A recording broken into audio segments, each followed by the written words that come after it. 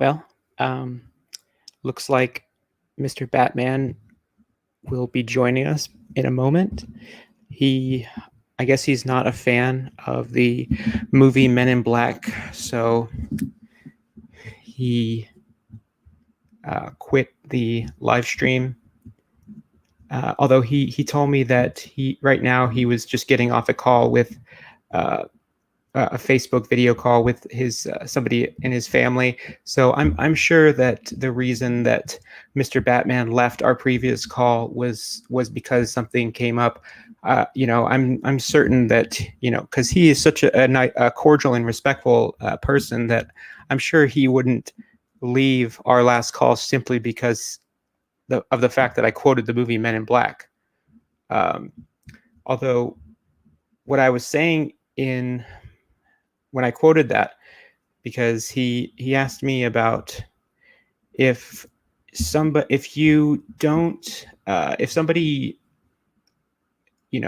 becomes educated from a bad source and they get information that's not true, do they still know that? Is that still knowledge? And the quote from Men in Black that I was going to read was the part where K and J are on the park bench, and Jay has just found out that that aliens exist, and that he's going to be joining Men in Black. So he's very disillusioned, and he says, "Oh, here he is.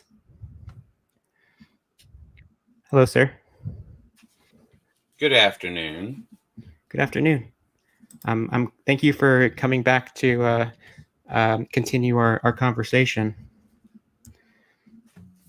Yes, sir. Now, I think the last question that you had asked me was that talking about if somebody got educated from a bad source and they got information that was wrong, is that still knowledge? And what I was going to say is that many years ago, everybody knew that the Earth was flat. Now they were wrong, but it was the common knowledge. It was agreed upon. Even science said that, but they knew that the Earth was flat, but it was actually round. And I'm sure that wouldn't qualify as knowledge. Knowledge is a justified, true belief. If you have justification to a particular statement, that is true. That way you can believe the truth bearer, the knowledge bearer. Is justification all you need? Because I think it's justification for somebody. No, sir. It must be true. Well, how do you define justification then? Justification is your chain of evidence to prove something to be true. See, the fact of the matter is, with your claim of a flat earth, that statement was not true. They did not have valid justification that led to a truth statement. So it's not knowledge. It is simply a belief system that was shown to be wrong. Just like atheism used to be thought to be, evolution used to be thought to be true. But now, using the scientific method, we understand that there is no justification for evolution as stated, and it's not true. So it's not knowledge. You cannot know that evolution is true because it's not. We see very many different scientific proofs that prove that evolution is false. The genetics show evidence of evolution. They show evidence of common ancestry. De-evolution. It shows the fact that every generation we get mutations. What's a mutation, sir? It's something that happens within the genetics that causes a new sequence of nucleotide base pairs in that to be inherited by the next offspring of the organism, and that change makes it different from the parents. And so that's what it is. It causes a new different string of CATG sequences in the DNA. Yes, sir. Is it an intended sequence change or is it an unintended sequence change? Unintended? Unintended. It's accidental. So there's no mindset behind it. You know what? Entropy shows us that with each passing generation, mutation, which the definition of a mutation is a copying error. Did I happen to mention I teach this stuff, sir? I teach science. Mutation is a copying error of the existing working information. So every time you have a copy of your genetic code, you have copying errors that are passed on to the next generation. That's what you're talking about, sir. So with each copying error, you don't have bigger, better, stronger, faster, smarter organism your next generation. You have exactly the opposite. As a matter of fact, you might want to Google a term called genetic entropy. There was a gentleman that wrote a book by that term. Well, evolution doesn't simply say that animals only become better, bigger, stronger, and faster. Evolution is about populations of animals becoming more suited to their environments and natural selection working on them. It's a mechanism Excellent, of sir. I love evolution. natural selection, sir. In order to have natural selection, whatever is being selected for must pre-exist the selection process. Would you agree with that? Can you say that one more time?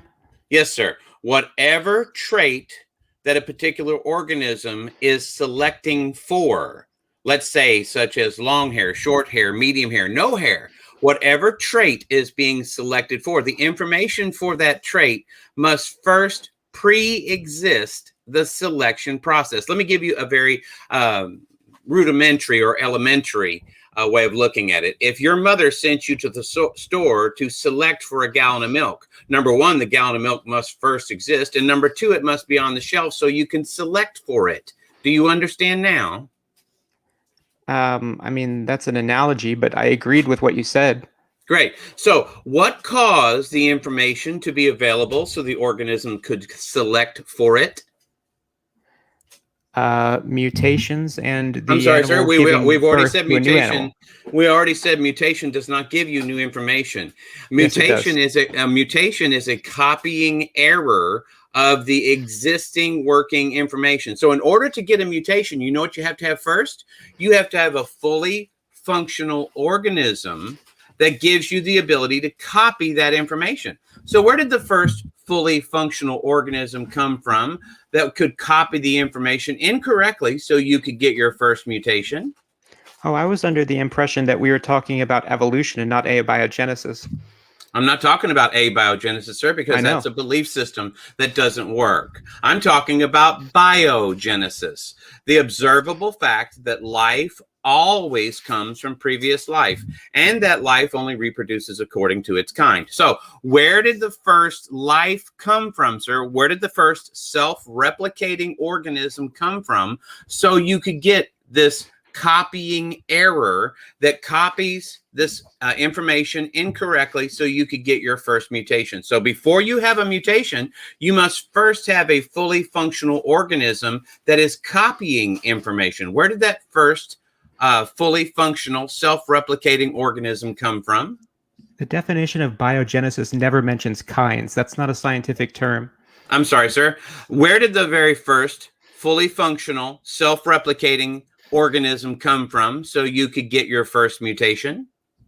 Well, I thought we weren't talking about abiogenesis, but I'm not talking about abiogenesis, sir, because that's not scientific. That is a religious dogma. Remember how we agreed we're not going to talk about your religious dogma? We're talking about science.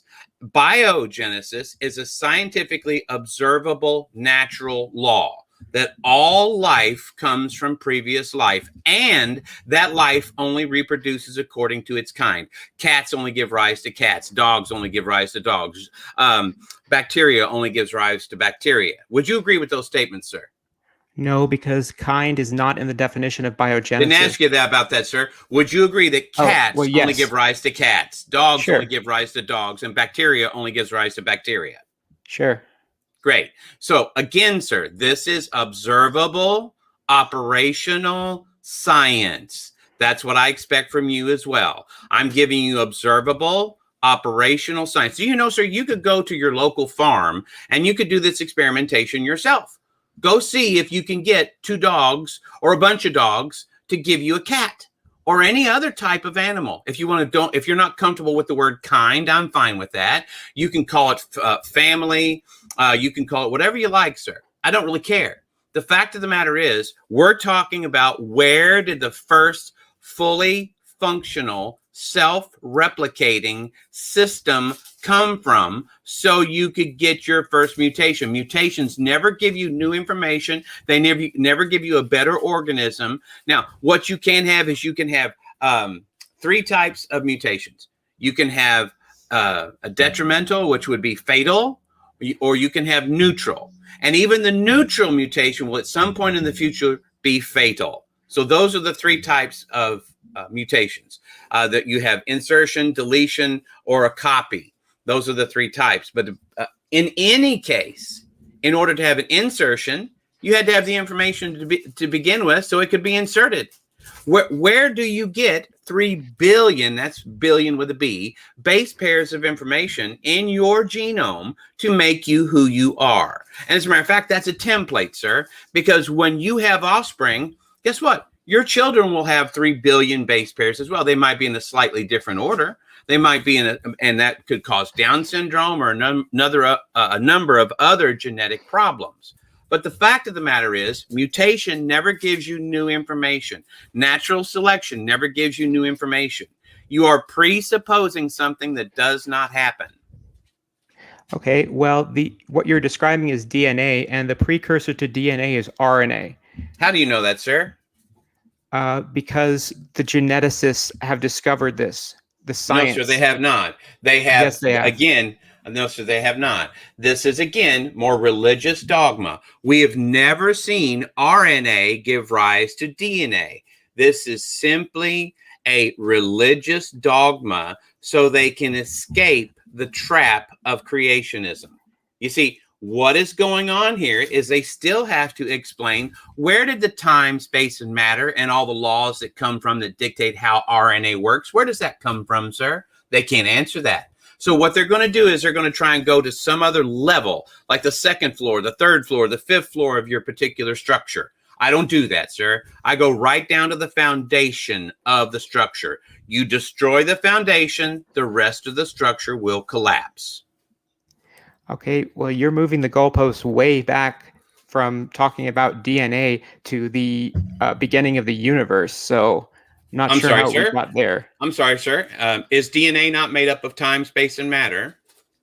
Well, it's a macromolecule. It's made up of are chemicals. Molecules not made of matter, sir?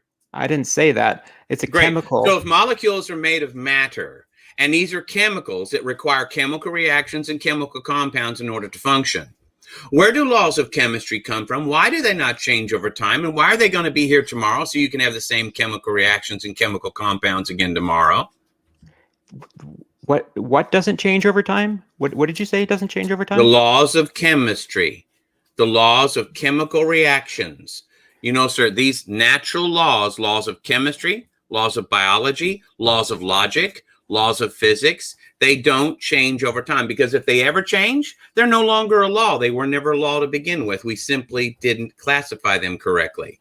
Now, once again, why would these chemical reactions happen exactly the same way tomorrow, the way they're happening today? Let me give you an example. If you take water and salt and you mix it together, you're going to get a solution. That solution will dissolve the salt, and it'll do it every single time. Why? Why doesn't it dissolve at one time and explode another time? Because this of is the laws of physics. Laws of physics, the laws of chemistry, and they don't ever change. So why do these laws of physics, laws of chemistry not change? Because there is no reason for them to change, and there's nothing that would drive them to change. I'm sorry, sir. Then what causes them to be? Well, the 4 fundamental forces of the universe drive the other forces. The 4 fundamental forces of the universe do not give us laws of chemistry. They do not give us laws of logic. And again, even if they did, let's go ahead and run with that. Even if they did, what causes these 4 fundamental cosmological constants to exist? Since they are metaphysical laws, that is, they come from outside of the physical realm, yet they dictate how the physical realm works. So what you seem to have, sir, is a metaphysical creator who is exerting his will on the physical world to make sure it works the way he wants it to work. So what causes these cosmological constants to be just that, in existence, to be consistent throughout time, and to be here tomorrow? Well, they're a natural outcome of the Big Bang. I'm sorry, sir. Would you say that these cosmological constants come from the Big Bang? Sure. I'm sorry, sir, that doesn't work. We've never observed any natural law coming from the physical. The physical requires the metaphysical in order to function. In order for you to have the Big Bang, so to say, again, God spoke and bang, it happened. That's the way I look at the Big Bang. In order for you to have the Big Bang, the first thing you have to have is the necessary preconditions for the functionality of the physical world. These would be laws of logic. Laws of identity, non-contradiction, and excluded middle. The law of identity states that A is A. Something is what it is. It cannot be what it is not. And it has unique, exclusive, and immutable properties that make it uniquely, exclusively, and immutably what it is. That is, sir, if you didn't have the law of identity, your senses would not work. You would not have chemical reactions. That means you would not have life. If you didn't have something called a classification thing, because that's what the laws of identity does. It gives us classifications of things, categories, and labels. If you don't have a classification of thing called a photon, then that can affect another classification of thing called your retina, sending another classification of thing called a signal to the fourth classification of thing called your brain. Oh, and by the way, that uses the law of cause and effect, another one of those pesky laws that never changes over time. Where do those laws come from, sir? Why do they not change over time? And why are they going to be here tomorrow? I noticed that you didn't need God to do any of that with the photon. Actually, yes, sir, you do. Where do these laws come from? Because I can tell you right now where these laws come from. Romans chapter 1, starting at verse 20. For what can be known about God. See how I got God in there, sir? And God's name is actually Yahweh. What can be known about Yah is plain to them because Yah has shown it to them. Namely his eternal power, his divine nature, hold on to this one, his invisible attributes have been clearly perceived, clearly seen ever since the creation of the world in everything that has been made, so that you, sir, are without excuse. Claiming yourself to be wise, you have become a fool. So, why do these laws exist? Have these laws of logic always existed, sir? Are they eternal, universal, and unchanging? Well, the laws are simply descriptions of the natural phenomena of the universe. Actually, no, sir, they're not. I'd like some And evidence. one moment. About what you made just a claim, said. sir. You So made did a you. claim, sir, and that claim is completely false. Even So did if you. they were simply descriptions, which they are not, these laws are prescriptive. Because if they were only descriptive laws, you would be able to make a one-ended stick, a square circle, a round How? triangle, How is that? a married bachelor, military that? intelligence. You would be able to create all of these things and have these laws simply explain it to you. Why But you is that? can't do that. But Why is I'm that? going to go ahead and finish, sir. You can go ahead and interrupt me all you like. I'm going to lower your volume. You can't do that, sir, because these laws are prescriptive. But even if they were only descriptive, let's go ahead and answer this, sir. Oh, and by the way, this is called the twofold apologetic. This is Proverbs chapter 26, verses 4 and 5, where it says, answer not a fool according to his folly, lest you be like him yourself. And the very next verse says, answer a fool according to his folly, lest he be wise in his own eyes. I've already done the first part. I'm getting ready to do the second part. Let's run with this, sir. If these laws were simply descriptive, that still doesn't explain why they exist, why they describe things, why they don't change over time, so you can explain and describe things again tomorrow, and why, again, they're going to be here unchangingly so tomorrow, so you can describe things one more time. You're not answering the question. I already did. The four fundamental forces of No, the universe. sir. You cannot everything. prove that. You cannot prove that. That is your religious dogma, sir. So, what evidence do you have that says the four fundamental cosmological constants give you laws of logic? Okay, what evidence do you have of your religious dogma, sir? The Bible. The fact that the Bible never Oh. changes over time. As a matter of fact, it says in Psalm 119, verse 160, it says the sum of, that would be all of it, the sum of your word is truth, and all of your righteous rulings endure forever. Let me ask you a question, sir. How long is forever? It's eternal. Yes. So That's God's circular, what you nature is said. eternal, universal, and unchanging. So these laws that are eternal, universal, and unchanging cannot be explained without an eternal, universal, and unchanging metaphysical, that is outside of the physical realm, lawgiver. You are appealing to the physical realm to explain the metaphysical. That doesn't work, sir. No, I'm not. The laws of logic are simply a descriptive thing that humans came up with. They came up with the definition. Oh, so That's why they're written in came up with the English. laws of I logic. let Is you now that finish. what you're saying, sir? Well, yeah, they're No, written sir. in English. So it was the laws of logic? Did they exist in the very beginning? The law of identity, or did they not exist until a human came up and said, "Oh, well, we're going to create these laws of logic"? Well, at the very start of the universe, there was no actual matter. Everything was energy. So you don't have Wait a minute, sir. objects That's not what we're for the talking law of about. identity. We're talking about the law of identity, the law that states I that just A mentioned is that. A. Now, once again, sir, did these laws of logic exist at the beginning of creation, or did they not exist until man began to exist and he created them? Which one is it? The universe isn't a creation. I'm sorry, sir. So, Which one is it?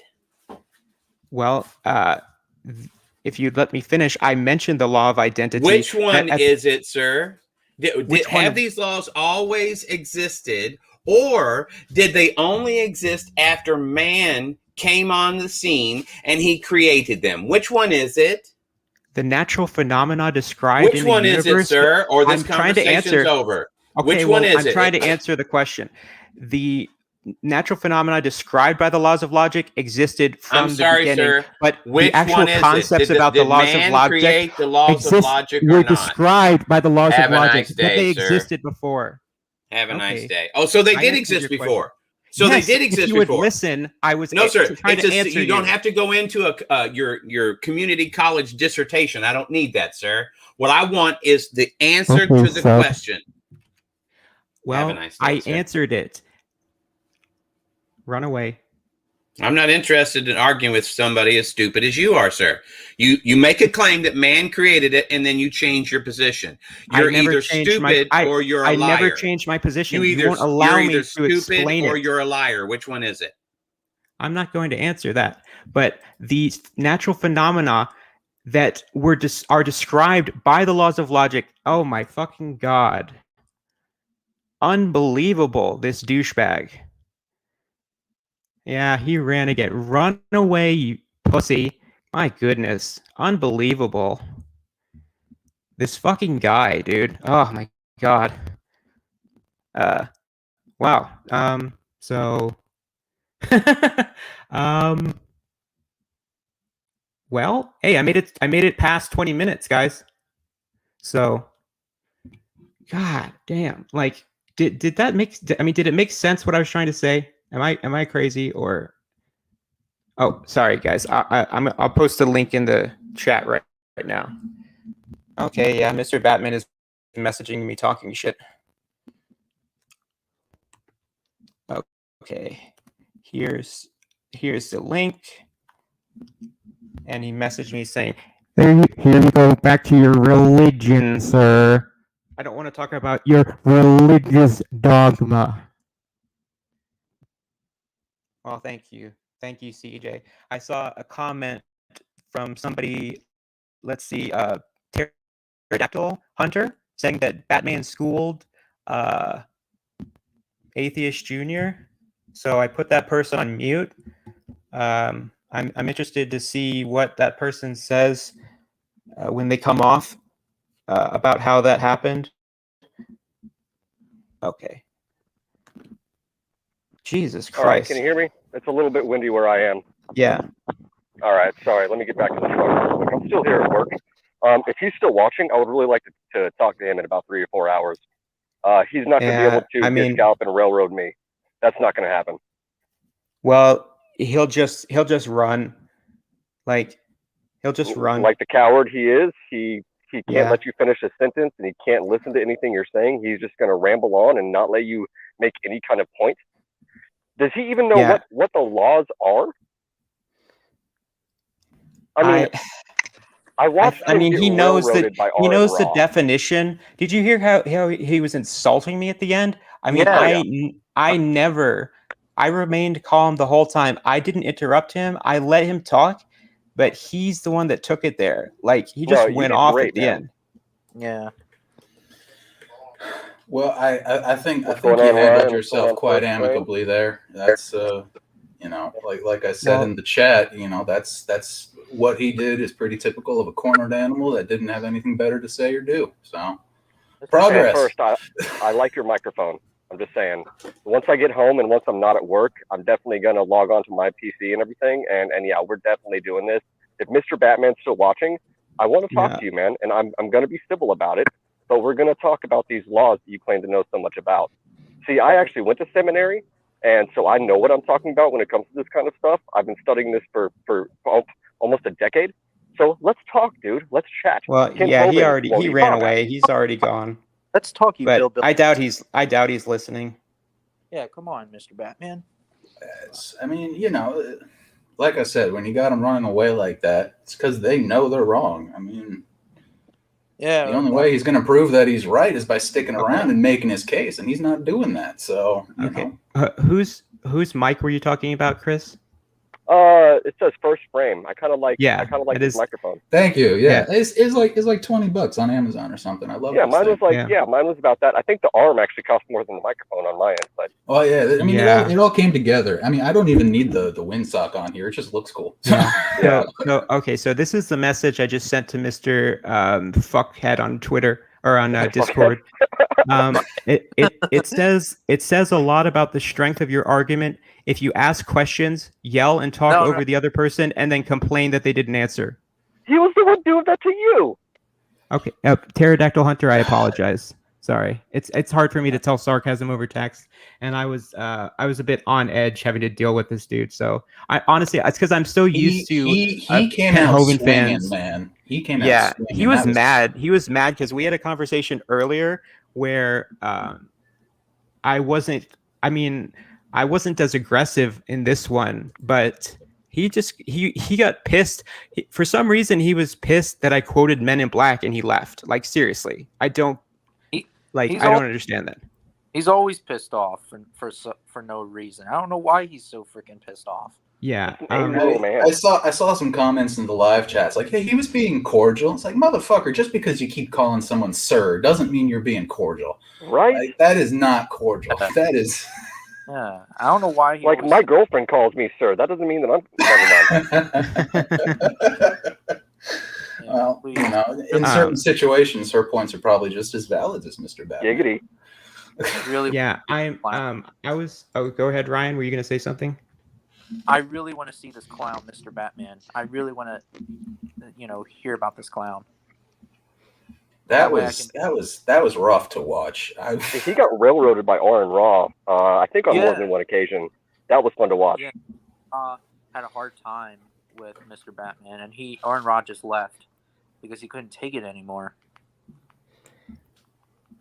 That's well, yeah, Mr. Batman basically, the conversation basically just ended. I mean, I think Aaron just didn't. He was just like, we're like, I'm done. Like, but I feel like it's different when the person actually leaves the studio. Like, that's a rage quit. Like, I was on LPP's stream and I told him fuck you and left the studio. I rage quit, and he's also banned from this StreamYard because Now I got a question real quick. Okay. While we're talking. Sorry, I'm sorry. I'm just my adrenaline is still. I know. I feel you.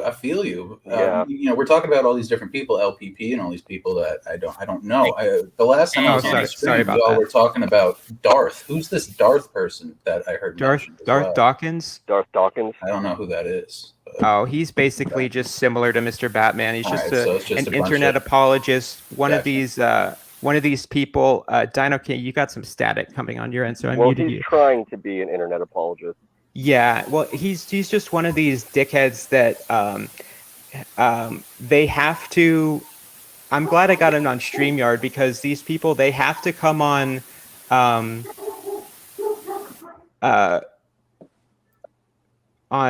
they have to be on Discord because they have to be able to kick and mute people. Like I was talking to Darth, and he booted me after about an hour for bullshit reason. Like he asked me to like he was asking me, did Sean Carroll, does he think that the fundamental forces of the universe are eternal? And I said, well, he thinks the universe is eternal, so it follows that he would think those are eternal. And he's like, when did he say that they're eternal? And I'm like, I didn't say that he said that. And he's like, show me show me when he said that. And I was like, I don't have a time-stamped video to him saying that ready, and he booted me. Wow. Like these people it all comes down to it. They're cornered and they panic. They lash out. That's it. I mean, it was crappy of him to do what he did today, Mr. Batman. It was, if he's watching, it was shitty thing that you did just now, but you're just proving our point that you can't make a valid argument in your defense. So the only thing you can do is either lash out or run away. I mean, no, clearly he just ran away. He wasn't even trying to have a discussion. He just wanted to say his piece, ramble on, try to steamroll AJ here, and then didn't give him a second. Yeah, like I said, AJ, you did. You held your ground fairly well, but yeah, he was coming out swinging. He was not giving you an inch. When I get home, the reason I wanted to talk to him is because, normally I'm calm, but whenever I drink, which I totally plan on doing because I work outside, it sucks. I am belligerent. I'm not going to let him steamroll me like that. It'll be a good, entertaining discussion.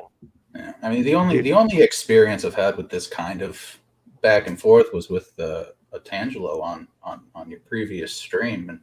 And the only way to handle it, just let them talk, let them dig their own grave, and then just put in your opinion. Let them talk. Let them dig the grave deeper. It's not going to make a difference whether. I talked to Otangelo earlier on the Batman stream.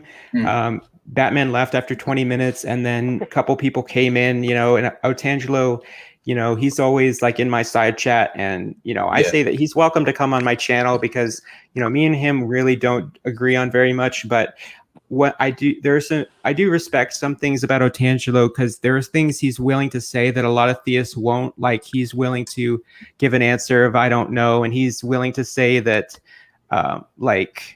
there's that science can't study God because it's part of the supernatural, which surprised me, and just stuff that most theists would never admit to. That was something that I brought up in that last stream when what did I say? I said science, all the answers, they've never been God. And then he was, he accused me of saying something totally wrong. And I was like, no, I'm saying but science, sets out, find the answers. The answer's never been God. And then he's like, yeah, because, and I was like, yes, I just walked you into that reasoning. It's not that hard. Uh-huh. Yeah, and he agreed with me and then came up with a bullshit reason for agreeing with me, but he agreed with me. So. Yeah, I think that I don't know if it was the same stream that you're talking about, but I've been calling Otangelo. Oh, okay, yeah, that was fun. That was a little while ago, but that was a lot of fun. I enjoyed that last week or something. I think I really liked talking to Snake. I like him a lot. Like his debates with Kent Hovind are really good, and he's just a cool guy, Yeah, you got a good crew around here. So yeah, definitely. Well, that's because of me going on Amy Newman's show. That's why the community there is really great. Like I've talked about this the other day that if you look back at 2016, the sort of atheist YouTube debate community that was really kind of on top in YouTube was the Great Debate community. Was in that one. Yeah, I remember. And it was basically run by a dictator, Steve McRae, and he was. Well, I was with what the heck was her name? She was on Tosh.0. She was the atheist that was on Tosh.0. That was. I don't know. I was in her and Deconverted Man and a couple of others. Yeah, I'm gonna have to. I'm sorry to interrupt. I'm gonna have to go here in a minute. But if you could get Mr. Batman or that one freak guy back on, that would be a wonderful conversation. If I'm not sure if I could get him to come on here to talk to somebody else, but if you just want to talk to him, I can give you the deets to like go to Discord and find him. Yeah, if you just want to text me that'd be cool. Okay, yeah, I'll let you know. All right, good deal. Yeah, I got to get back to work, so I will catch you guys later. Have a good one. All right, yeah. Nice to meet you. Well, yeah, I mean that stream just kind of. I mean, I was really looking forward to. I mean, you made it longer than 20 minutes this time, which was awesome. But yeah, I was kind of looking forward to maybe an hour or so of constructive conversation. That was. Well, I mean, I think that I felt like I was really going out of my way to let him talk and not. I was trying not to get him to be belligerent. Like he did that on his own. You didn't even. All you had to do was try and answer a question, and he got belligerent. Yeah, because that's sort of my approach to these type of conversations is, these people that always, it almost seems like they want the conversation to go off the handle. Oh, and yeah. They're lashing out. They want you to make mistakes. They want to make atheists look angry, and they want them to get heated and just look stupid and get frustrated and upset. And I think it upsets them more when, I'm somebody that's generally pretty cool headed. Like I'm able to sort of just kind of stay calm. And when the conversation keeps going and they start their bullshit, but I'm still just kind of like letting them talk and they have to start coming up with shit to say. When they're, they run out of shit to say pretty fast, especially him. Like it's always and then they start going off and yelling, and then you saw what happened. Yeah. Well, and then it's always the same arguments as well. You hear the same thing over and over and over again. Yeah, he kept asking into their own wind tunnel, and they just keep repeating it. Same thing with Hogan. Yeah, because I was asking, especially with Kent. Yeah, because I was asking the same question. He was asking the same questions, and then I answered them, and he kept asking the same ones, and then interrupting me and saying I didn't answer them. I answered it in the chat too. The question about the law of identity. I was like, he's like, did it exist before? He's like, neither. It's like the idea was always there. We just didn't put a name to it until recently. Right, like the what's being described is what was there. But the actual laws, that's a concept. That's a human concept. That's why I was telling him, like, it's written in English language. It wasn't just like written on the stars or the space time. We didn't find like a pillar with the laws written on them somewhere. I've always found that as an atheist, at least, and maybe this is a good point of discussion, is as an atheist, I've always found the task of debating the existence or the non-existence of a god. I find it akin to asking someone to write a poem using math. Like, it doesn't work. You're never going to be able to break through their mindset and their worldview because it is completely incompatible with the one that you're used to. Science and religion don't mix. So, like Batman, you asked what his evidence was, and he said the Bible. I know, that was so good. But you're never going to be able to convince him that that's not evidence. You know what I mean?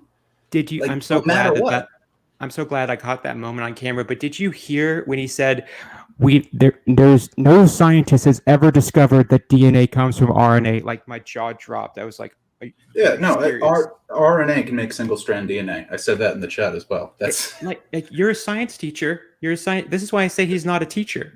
Science teacher. Yeah. Well, this is what I've said about him and Kent, because Kent, I'm sure Kent did teach at a Christian school, because I know he started a school. Sunday school. Yeah, okay, but I don't consider them teachers because they didn't teach correct knowledge. You can't, So that's why I moved on from the knowledge point earlier. That was a weird point that he was making about knowledge. I mean, you used the phrase that I was waiting for: common knowledge. Something that's accepted by the majority of people is considered knowledge, and it's allowed to be wrong, and you're allowed to say I don't know. And theists don't get that. So. Right, and I was using it in a colloquial sense because, like, if you've ever been in an argument with somebody where you were actually wrong, but you're in that moment, you're so convinced that you know it, but you know it. Just because it was wrong doesn't mean you didn't know it. Yeah. So. Maybe I was wrong on that point. That's why I just sort of moved on. It was a complicated and convoluted point. I mean, yeah, it was a malformed question in a way. So, I almost kind of wish I would have been like, well, you have a bunch of false knowledge you think is true. Do you know the stuff that you know? Like, like you tell me. You think you know it. I mean, at that point, you get to where knowledge is a subjective thing. The difference being that a theist's knowledge is not backed by empirical evidence. That's, and at that point, knowledge becomes fact.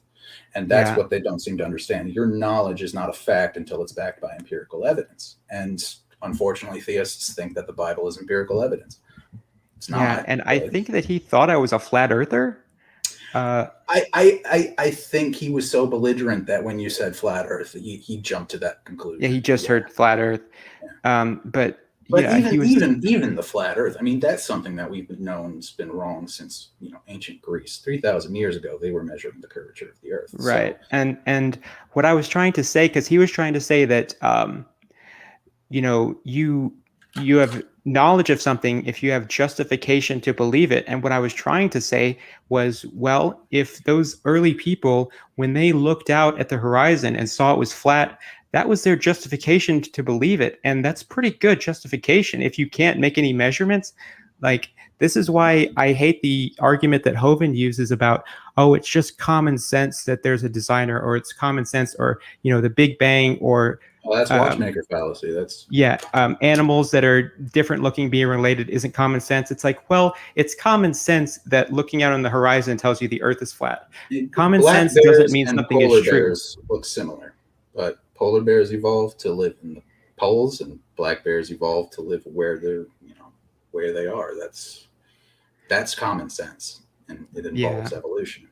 Yeah, that's why I was sort of messing with Kent during the debate, where I asked him sort of a joke question, because he always, talking about bears. It looks like Otangelo's hanging out. Looks like he's ready to come in too. Oh yeah, I forgot that he said that he wanted to continue our conversation. Well, he's always welcome in my server. Awesome. I'll probably, if he goes in the back room, I'll add him, and then you guys can talk. I'll go on mute for a second because I gotta use the restroom anyway. Sure. After that nonsense, I need a break. I feel you, man. I feel you. No judgment. That was, like I said, you did well, but that was rough. It was intense. I could hear the adrenaline in your voice. Well, he was irritating me. He was irritating me. I wasn't shutting up in the chat. I was twice. I was like, okay, I'll shut up now. But then he said something else, so I had to say something. I was enjoying the chat. Like that helps me. I kind of enjoy the messages of support. And that's why, I have to say I'm sorry to Pterodactyl Hunter, because I misinterpreted your message. But that's why I was thinking. I was like, I've seen this guy comment before. Like, I'm pretty sure he's like on my side, but I don't know. I was just like, the chat's actually, weird. sir. The chat's weird, so. No, it's hard to get sarcasm and nuance across in text. So that's true. I've had a lot of. So long as we're all open in our communications, and we're willing to discuss indiscrepancies, it's all good. Yeah, that's how I feel. Like,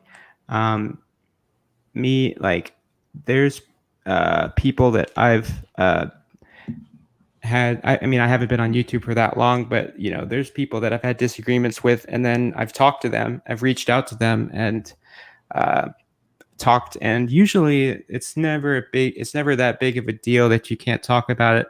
Right. I feel like there are some theists, like, I'm not generalizing, but like LPP and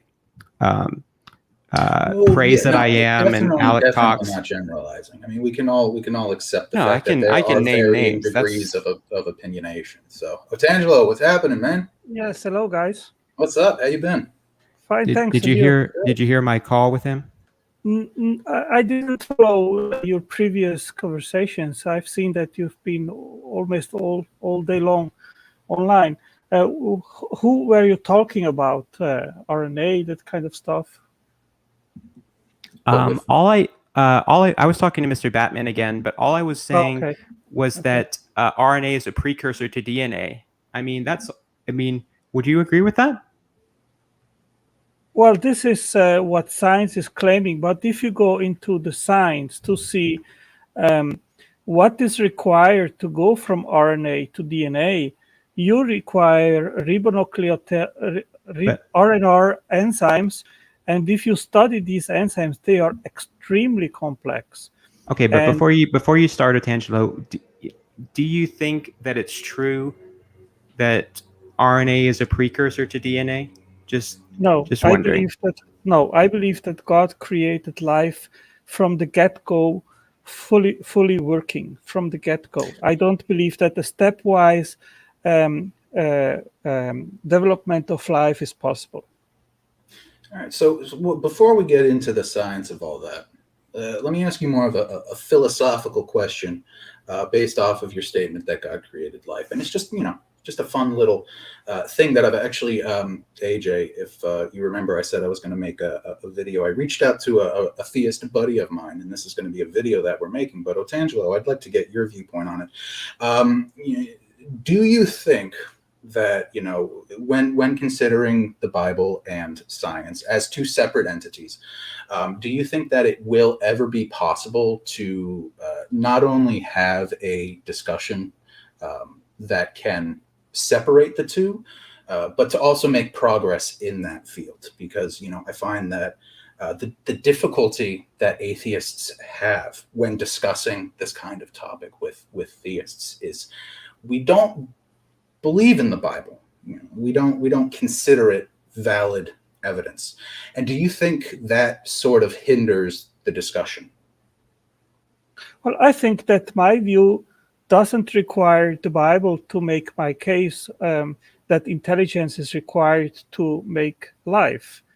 It is an inference basically and solely on the scientific evidence. I don't draw my conclusion based on what Genesis says, while of course for me as a Christian it is relevant. I believe that the Bible is God's revelation, and as it is, then of course it is authoritative. It is I believe that the God which revealed himself is the Bible, is the creator of life and biodiversity and the physical world. And so therefore, of course, it has the highest importance for me to understand the world we live in. But let's suppose that there wouldn't be a direct revelation. Then we have basically the natural world, and we need to try to make sense of it. And if we use strictly the scientific evidence to come to a conclusion, either that there has to be an intelligence behind everything or not, then I think that solely the scientific or the evidence in the natural world leads logically and plausibly and rationally to the conclusion that intelligence is absolutely necessary. Okay. That's a fair answer. And my one counter to that, or my one counterpoint to that would probably be, when you look at what we know, because of science, not because of the Bible, but because of what science has been able to answer about the natural world. And the last time you and I spoke, what I mentioned was, every answer that science has ever come up with has not included God in its explanation. Sorry? Do you know why? Well, we talked about that last time. You said it was because science dictated that God wasn't the answer. But talking specifically just about the natural world, not the metaphysical world, just the natural world itself. Why are atheists not allowed to say we don't know? Because Big Bang, as an example, what came before the Big Bang, or what caused the Big Bang? That's a good example that a lot of theists bring up. They ask is like, well, what made the Big Bang happen? What was before the Big Bang? Why is it not okay for an atheist to say, I don't know? Because that's the actual answer. We don't know. And just because we don't know doesn't mean it's God. If you ask me what color my socks are, if I say they're not blue, that doesn't mean that it's automatically God. That means that there is another answer. So why is it that the answer I don't know bothers theists so much? Well, it doesn't bother me, and you are free to say it in as much and as many times that you like. I just think that it is willful ignorance, because based on the fact that is it all ignorance? scientific. I mean, well, yes, it's open-mindedness. We don't know. I'll explain you why. But can I finish, Yeah. please? Yeah. So, based on the fact that we know today, and philosophical and scientific evidence points to the fact that the universe had a beginning, it had a starting point, then logically it follows that it must have had a cause. And the alternative would be that absolutely nothing caused the universe to existence, which is not possible because absolutely nothing has no causal powers. So there is a logical inference that then, therefore, something must have been the cause of the universe. That's a logical inference, but it's not a scientific one. There are a lot of things in science that are not logical. We don't need to stick only to science to make come to build a worldview which is reasonable. I think that the right epistemological framework is to include science, theology, and philosophy. And of course, whatever is beyond the physical universe is not up to scientific investigation. So what we can do is investigate the metaphysical by using philosophy. And I think what I just said is absolutely logical, that if the universe had a beginning, it had a cause. And then we can ask ourselves, what is the most likely candidate to be the cause of the universe? And I think you're familiar with the Kalam and all the implications, and you can go from there. And I think in the end, we have good reasons to believe that a conscious, eternal, necessary, intelligent creator is the best explanation for the origin of the universe. So I don't know, it's not warranted. No, I mean, nobody can say for sure what happened beyond the physical universe. All we can do is apply a Bayesian thinking or abductive reasoning to the best explanation. That is one way. I mean, I could also, rather than say this, well, my presupposition is that God has revealed himself through the Bible and the natural world points to God. So unbelievers are unjustified to take the agnostic position. But I prefer to be more graceful to atheists and not say that. Certainly do. Yeah, I would agree on that point. And this is actually the point that I was bringing up before with AJ was, your mind view that you just explained and my worldview are different in that sense of a metaphysical explanation. As I always, draw the conclusion, an atheist trying to debate the existence of a God is like asking someone to write a poem using mathematical equation. They're incompatible mindsets for certain areas of study, like theology. But going back to the logical, if there was a beginning, there was a creator. Science has found answers that are correct, but that are not logical. So we can't explain the natural world. We can't always explain the natural world with logic. We have to use observation and experimentation, because sometimes the answer is wrong. I mean, a lot of people thought that special relativity was a load of horse crap until we figured it out, and it is not a logical theory, but it fits.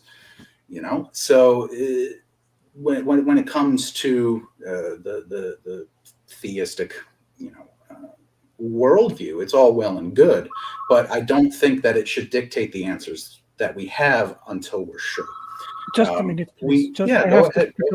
Just a minute. Sure, no, go for it, man. Did you see my message in the private chat? Me? Yeah. And yeah.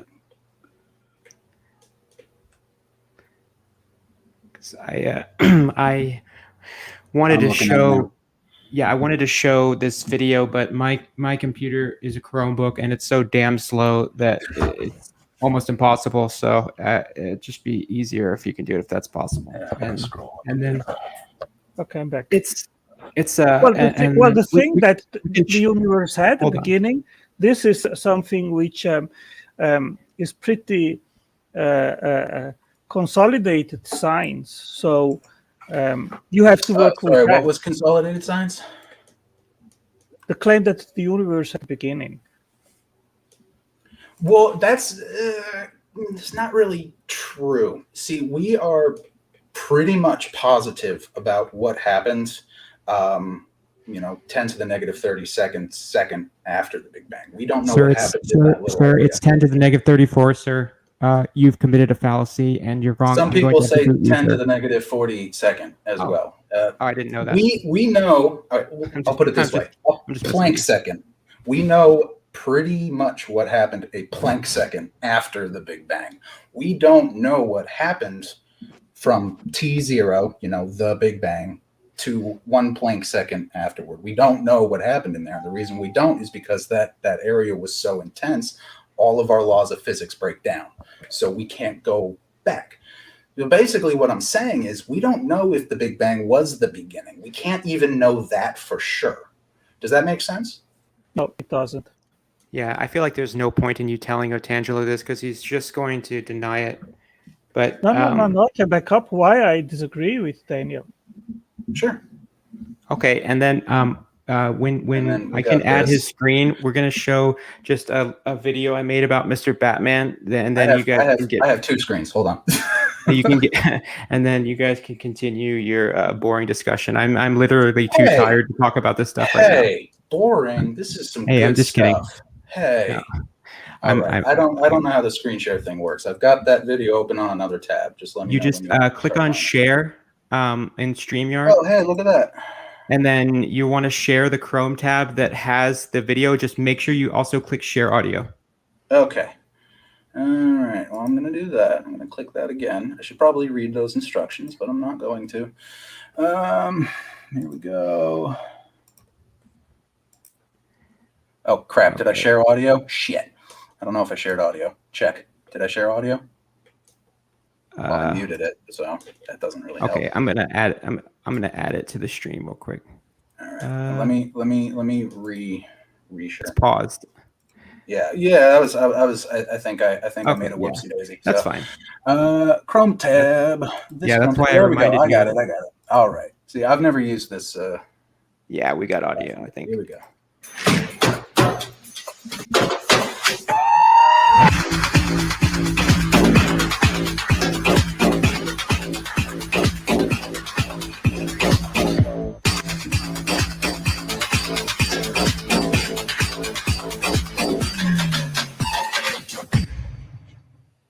I'm sorry, sir. I have the law of identity. I'm sorry, sir. Nobody's ever proven me false because I'm Mr. Batman and you're just plain stupid. The law of identity, non-contradiction, and excluded middle. These laws of logic.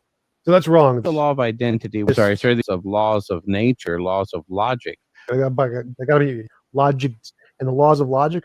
I don't know what I'm talking about. I'm not in the mood where I can tolerate your supreme ignorance, Mr. T. Dumb. Photon. Called a signal. Things can exist without classification. For photon, continue. Yes, you're too stupid to have this conversation, sir. You're just a stupid turd, which I'm about to flush. I don't know if you can or not, sir. I'm sorry, sir. Religion is bondage, sir. All of your laws. That's really amazing. Lawgiver, sir. No. Mr. Batman. You can give it your best shot, sir. I have no idea what that means, but it sounds quite interesting. I think kind you're of like the sound of it. A genius right away. Oh, sir, I'm no genius.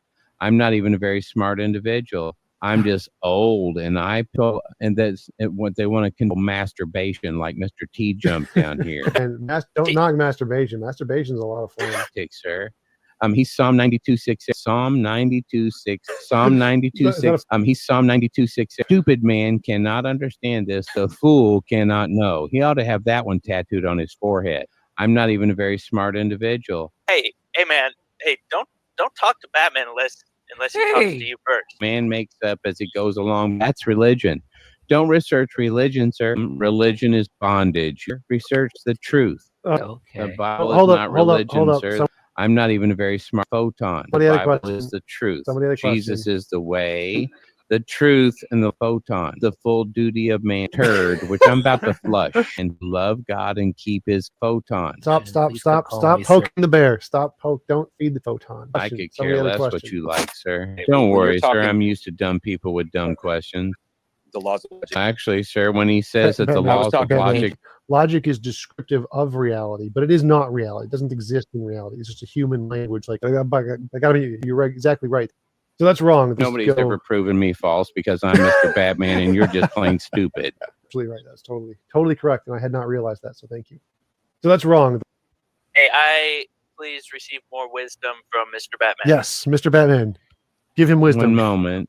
The laws of logic. I have the law of identity, non-contradiction, and excluded middle. Photon. These laws of logic are not simply descriptive, such as a round triangle, a square circle, what do you mean? One-ended stick, Batman, a married bachelor, square circle, laws, because they prescribe what you can and cannot do. Sorry, Batman, I had to mute you for a minute there. You said that if the laws were descriptive, you could create anything that you want. What do you mean by that? Because we can't just describe a tree. What do you mean by that? You're trying to describe your stupidity one more time.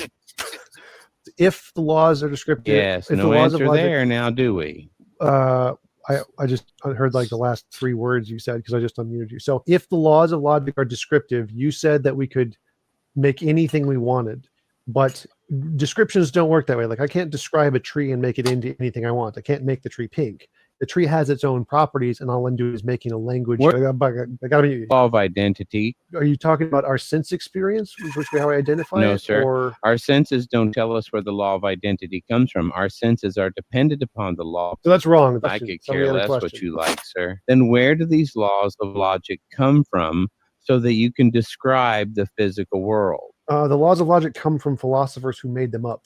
So that's wrong. I think the law of identity comes from the laws Socrates. of logic are eternal. So that's wrong. The eternal, universal, unchanging cause of these laws of logic, sir. Reality. I have no idea what that means.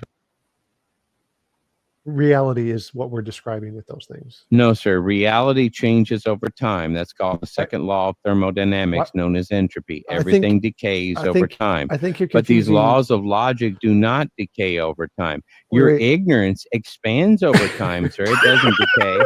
But I will say one thing about your ignorance, sir. It is quite phenomenal. I'm not even a very smart individual. What's called cognitive dissonance to the maximum. What is cognitive dissonance? Mr. Batman, I have no idea what that means. That the laws of logic do not decay over time, yet everything in the physical world does decay over time. You have what's called an argument from ignorance. I actually call this the stupidity fallacy. You believe everybody's as stupid as you are. I'm not even a very smart photon. What's an argument from ignorance? Mr. Batman, stop. Mr. Batman, what is an argument from ignorance? I have no idea what that means. You just said my argument was an argument from ignorance. What is an argument from ignorance? Ooh. Mr. Batman, are you there? Can you hear me? What is an argument from ignorance? Oh, nobody's ever proven me false because I'm Mr. Batman and you're just plain stupid.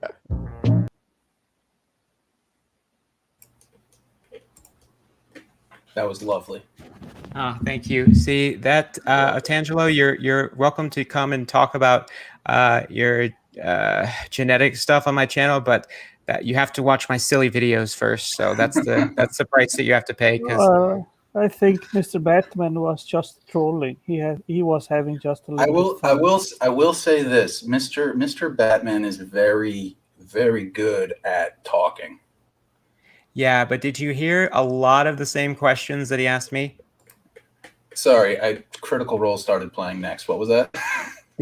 Did you hear a lot of the same questions that he asked me? Oh, yeah, same arguments, same questions, same principles that he's trying to bring up. Yeah, I mean, it's difficult in that kind of situation to explain the flaws in their thought process when we're talking about the natural world, and he's talking about philosophical concepts that have been created by mankind. Yes. On this channel, we love God and keep his photons. So, I just hope that people find that dumb joke as funny as I did, because Just it's the editing. It's the same thing with Hovind. He's very good at talking. He's very witty. He's very fast. He always has a response. It's not necessarily the correct response, but he's charismatic, and that's right. And that's why it's effective.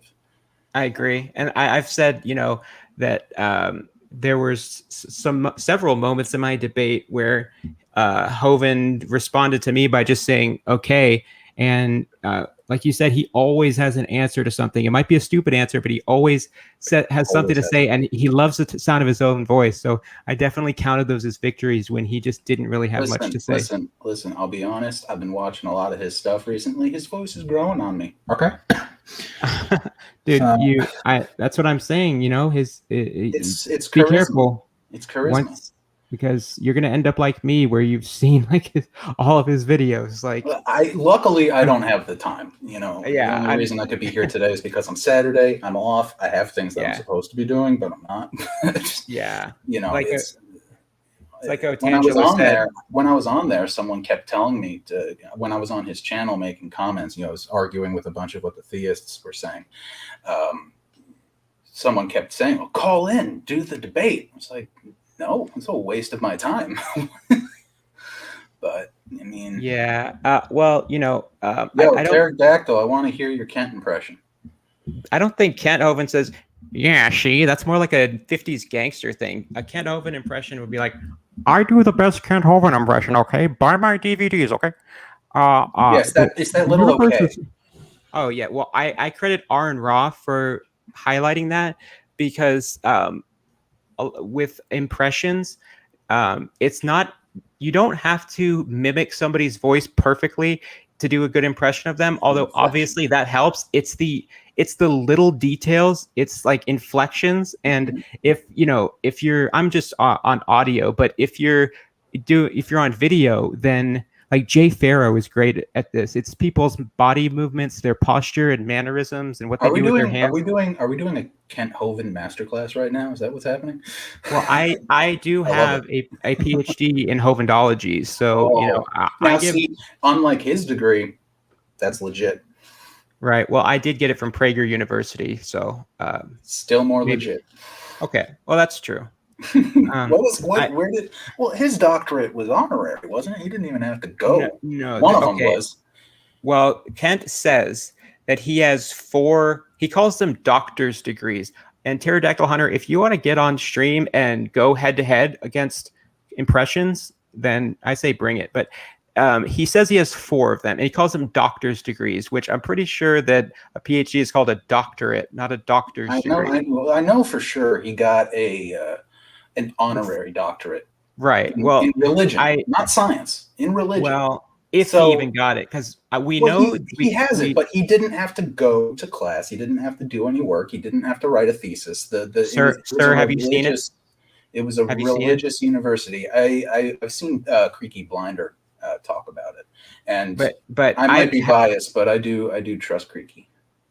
Yeah, but did Creaky show the physical diploma for that honorary degree? Because I know Kent has shown the physical piece of paper for the Patriot degree, but the thing is that for the other degrees, he's never said what school they're from. He's said that he got 2 of them while he's in jail, and I don't think most people tend to get PhDs while in jail. I suppose it's possible, but you can go to school, but getting the degree, I don't know if that's.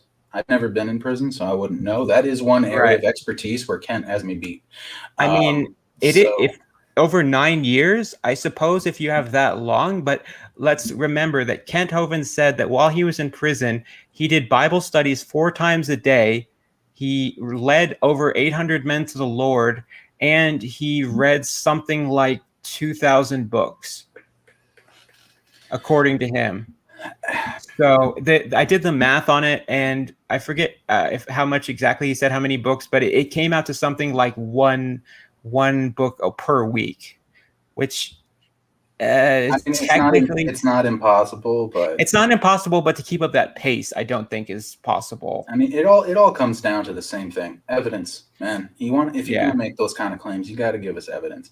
Right. And like Matt Powell, I actually was just acquainted with Matt Powell. I'm sure you know who that is.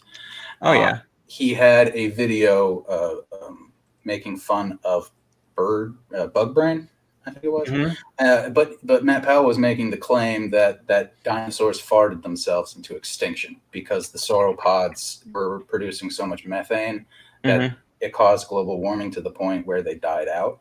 And that was the claim he was making. And Matt Powell, unlike Hovind, listed his sources in his description. So I went ahead and I read those sources. Me too. None of them said that. None of them. I know. I actually, and it's mind-boggling because the paper that's on the Science Direct, I think it was a published peer-reviewed paper. All it said was that global warming helps contribute when the volcanic activity and the meteorite impact. Correct. But Daily Mail and Fox News both cited that paper saying dinosaurs were killed by farts. Yeah, that's great. It's great. It's great when your source for scientific data is foxnews.com.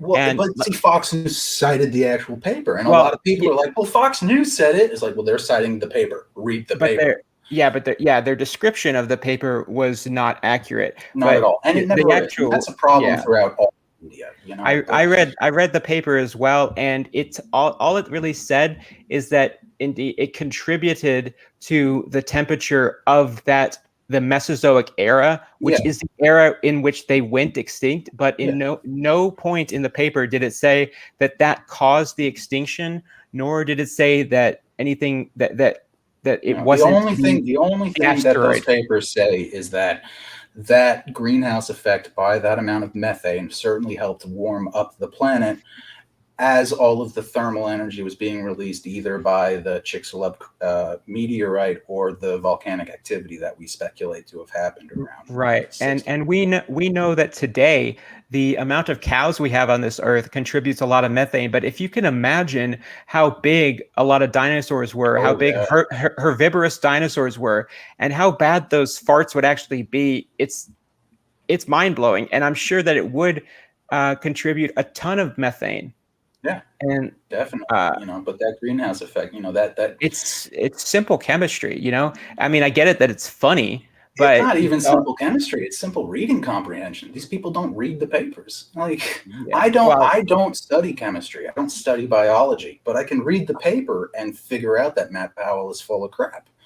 Yeah. And I was just saying, the way that greenhouse gases work is chemistry, but I left a comment on that video saying, you debate me, Matt Powell, and I'll show you how you've lied in every single video you've ever uploaded, and how you misrepresented bug brain, how you've misrepresented evolution, Darwin, Hitler, and a bunch of other things. And he wrote me a comment back, flat out refusing to debate me, saying that, I have bigger people to debate like Bill Nye and Aaron Ra, and I'm like, bro, please debate Aaron Ra. Please do it, dude. Please. I would love to see that. I really would. But no, it's that confirmation bias. It's the cognitive dissonance. That's all it ever is. So, I mean, and that's why I when I talked to you, I think it was in the comment section of your last stream. That's why I said I find absolutely no good reason to debate any of those people. They're going to distort their evidence. They are going to quote mine. They're going to misrepresent the information, and they're going to misinterpret the theories. That's what they do. And there's no point in arguing with someone about a topic if they can't understand the topic. So. Well, yeah, I mean, I have my own selfish reasons for debating. Oh, yeah, no, by all means, it definitely helps your channel. It's great practice. It's entertaining as all hell, but, yeah, I don't see much of the point. It's, personally, it's energy I don't want to waste. It works for some people. It doesn't work for others. Yeah, it does take something out of you. Like, And I have to give, I mean, based on the short number or list of theists I've debated, I have to give Kent credit for finishing the actual debate. If he didn't, he would, that would not be good for his image. So yeah, I could tell that he wanted to get it over with because, you could tell he was getting tired by the end. I was exhausted because we were going back and forth. Like that one was intense as well, and I was so worn out by the end of the debate, and that was my first one again. And yeah, like I think that's part of the reason I kind of thought Pterodactyl Hunter was like flaming me, was because I was watching the debate back on Kent Hovind's channel yesterday, so I could see the live chat, and it's just nonstop shit talking from Kent Hovind fans. You know what I mean? So, and there was a ton of that during the debate. Well, so I'm looking in the comments now, and Pterodactyl is calling Creaky Blinder Creepy Blinder, which is something that Hovind's fans like calling him. So I can see where the misconception is coming from. Yeah, whose side are you on, sir? Otangelo, you still around? Yes. Okay. Well, yeah, Kent, he finished the debate because it was an actual format. I sent an email to Standing for Truth today where I told him basically like, so are you okay with Kent just pulling out a fucking pacifier in the middle of the debate and mocking me? Like, that's okay for somebody to do during a debate? Like, Kent really? is a master of ad hominem. So, I mean, that's but actual like props, like and I told good at it. I fair enough, I guess. I mean, I didn't respond to it, and I didn't even really. It's not a legitimate argument, but he is good at it. I mean, it's a pacifier, but yeah, it is an argument that you need time. It's like, okay, you want to make fun of somebody for their beliefs about time, like, I mean, sorry, Otangelo, but thinking the universe is 6,000 years old is just silly. Why? Like, because of starlight, because we wouldn't be able to see the stars if they were with how far away the stars are. You wouldn't be able to see the as an example. Just use Andromeda as an example. You can see that with a $20 telescope, and it's 2.5 million light years away. And if the universe was 6,000 years old, you just can't. You cannot get past that problem. Period. The star distance. If the stars. We've been able to accurately measure the stars using standard candles, and they know that they're hundreds of millions of light years or more away. And the fact that we can see the light simply means that the universe has to be at least that old. I don't see any possible way that you can get around that. Okay, I did put here in the private chat a link. You can look it up after our conversation. I'm checking. That was the reason why I remained agnostic in regards of the age of the universe. And I have friends which are still today on the sideline because... This is a commercial website, not a peer-reviewed paper. I'm just putting that out there. Otangelo, you have a typo on the top of your website? Well, this is my private library, where I collect information in regards of origins. So yeah, you have your private library has a typo at the top. The Bible says that God stretched out the heavens. That is such a stupid claim. It's still stretching out. God saying that God was stretching out the heavens. That's talking about God literally laying a Well, regardless of what it was talking about, you and I don't believe in the Bible, so it's irrelevant. I mean, you can't. Well, I was just saying an argument what the Bible, what it's actually saying in the Bible, and it's talking about God draping a carpet or like sheet, like cloth over the dome above the Discworld that has the stars sewn into it. Like that's what it's talking about. He stretched the heavens over the dome of the disc Earth, the snow globe Earth. So that would be the literal interpretation. Yeah, and Kent is acting like God created all of the stars surrounding the Earth for some reason, and then stretched everything out from the Earth. But the only reason that it seems like the universe is expanding in every direction from us as the starting point is because the universe is so big. So you could be at any point in the universe, and it's going to look like it's expanding from that point as an origin point in every direction. It's just because of the size of the universe. I would like to point out here, Otangelo, in this article, the first problem that you mentioned about the age of the universe. One edge of the universe is approximately 47 billion light years away, not years, light years away from us, making that light impossible to see. That light, that galaxy is, let's say, 47 billion light years away. That light is traveling at the speed of light towards us. So we can see the entire edge of the galaxy, the entire edge of the observable universe farther than the universe has been around, because light is moving towards us. We're not seeing that light where it was. That light is traveling to us. So during the expansion of the universe, we're getting a lot more information in a much shorter amount of time, because that light is not stagnant, and those stellar bodies are not stagnant. It is a weird concept to get. I mean, when I first heard that the observable universe is 90-something billion light years across, I was like, wait a minute, that doesn't make sense. But it does when you consider that all of those things used to be closer to us. So just wanted to point that out. I'm only partway through the paper, but I just wanted to mention that. And it says that we can't measure distance beyond parallax. Yes, we can, using standard candles. Parallax, redshifting. Well, I will put you another link here. This is another issue which is interesting. I'm not going to read. I'm not going to read another link. Yeah. This is long enough. I don't mind reading every now and then, but if you have something to say in defense of those claims, think for yourself. You must be able to draw your own conclusions instead of just linking us stuff to read. And it says a lot to me about your position. If you're asked a question and you can't simply give a short answer, you have to monologue and read these long quotes or link to a long article. Like, I can give answers to questions. Like, to me, that just seems like filibustering and trying to obfuscate because you don't have a good answer. Well, first of all, either the universe is young or old. And if it is old, that doesn't mean by default that there is no God. So this is a moot point.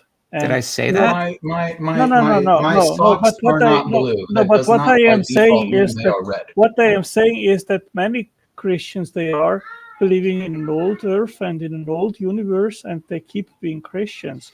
So I think if the relevant question amongst us is if there is a God or not, then I would say that the quest about the age of the universe is not the best approach to solve that issue and to have a more clear picture. Well, the question of the age of the universe was never set out to ask the question if God is real or not. The age of the universe and the size of the universe, at least how we understand it, came as a result of us asking how old is the universe. Nowadays, the last century or so, science hasn't been, looking to answer the God question. If we can understand the natural world to a degree at which we reach that peak of understanding, then God should become evident. At this point, he has not. Now, I should probably clarify. I'm agnostic. Not to the scientific community. Not to the scientific community. Now, I should point out that I'm an agnostic atheist. If you give me evidence about God, then I'll change my mind. Sorry to interrupt you, Daniel, but that is simply not true. You are saying that the scientific community doesn't believe in God. That's nonsense. I mean, that's not what I said. I told you previously, and you keep repeating that science doesn't infer God because of the philosophical framework upon which it is laid out. And it is simply not permitted to infer God as the best explanation because of the reasons which I pointed out. And you keep repeating that. You seem to keep forgetting that science infers the best answer based on evidence. And there's no evidence for God. Sorry, but you are wrong on that. Once you exclude God, can I finish, please? Once you exclude God a priori from the picture, then of course you cannot infer God as the best explanation at the end of a scientific paper. And that's precisely what is happening. Now, I would disagree completely. I think that science points to God overwhelmingly. And Louis Pasteur has said that very clearly. He said superficial inquiry in science leads you away from God, but if you dig deeper, science will lead you to God. And I 100% he said that a long time ago. That doesn't matter. Yes, it does. Do you think if he was alive today, knowing what we know now, he wouldn't adjust some of his worldviews? It's the same thing with Galileo Galilei, the modern father of science. He died in the 1600s. If you think you brought him here today, he would hold his same beliefs? Absolutely not. No, he would Why change not? them. How do you know that? Because of what we know now that we didn't know. There are great astrophysicists like Luke Barnes, which are creationists. They are believers in God, and they actually even read. Wow, you are interrupting me, Daniel. I am, and I don't like it. Wrong postulations. Well, yeah, you do too, and I've been listening to you guys for a long time. I remain silent, and I don't think that's the way to have good conversations. So please wait until I finish, and then are you in a hurry or something like that? No, I'm just reading your paper. So permit me to finish my sentences, and you can answer. Don't be impatient with me. Go ahead. Well, I just made my point. I don't think that because you think that science has the answers and they are natural because science papers do not infer God at the end of the conclusions. That's simply not true.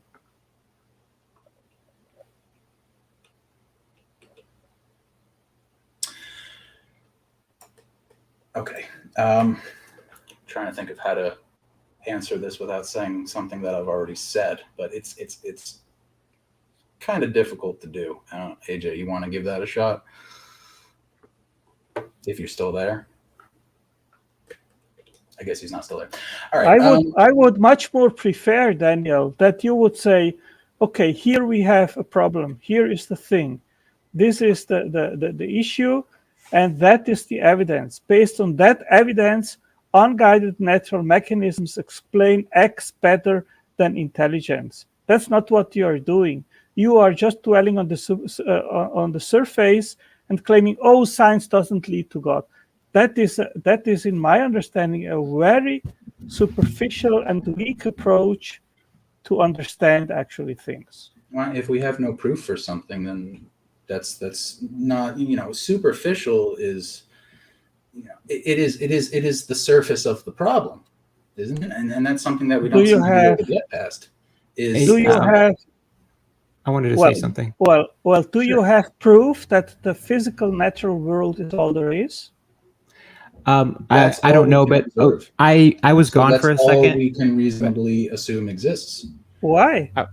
Why? Because there's no evidence to the contrary. Can I just say real quick that I was gone for a second, but I wanted to. I don't know if you guys are past the topic about the distance of stars, but I just wanted to say, if the universe is 6,000 years old, we would not if you can't have light travel a distance of 13.8 billion years over the course of 6,000 years. Now, when we say that we're seeing stars that are that far away, that means light has traveled for 13.8 billion years to get here, 13.8 billion light years in distance. But if the universe is actually 6,000 years old, we should only be able to see stars that are 6,000 light years away. If the universe is stretching past that point, the light would become redshifted to where we couldn't see at all. So the 6,000 light year 6,000 years, we wouldn't even be able to see the entirety of the Milky Way. Yeah, that 6,000 light year shell becomes our cosmic horizon, and all of the light outside of that shell is expanding faster than the speed of light. But that's not what we observe.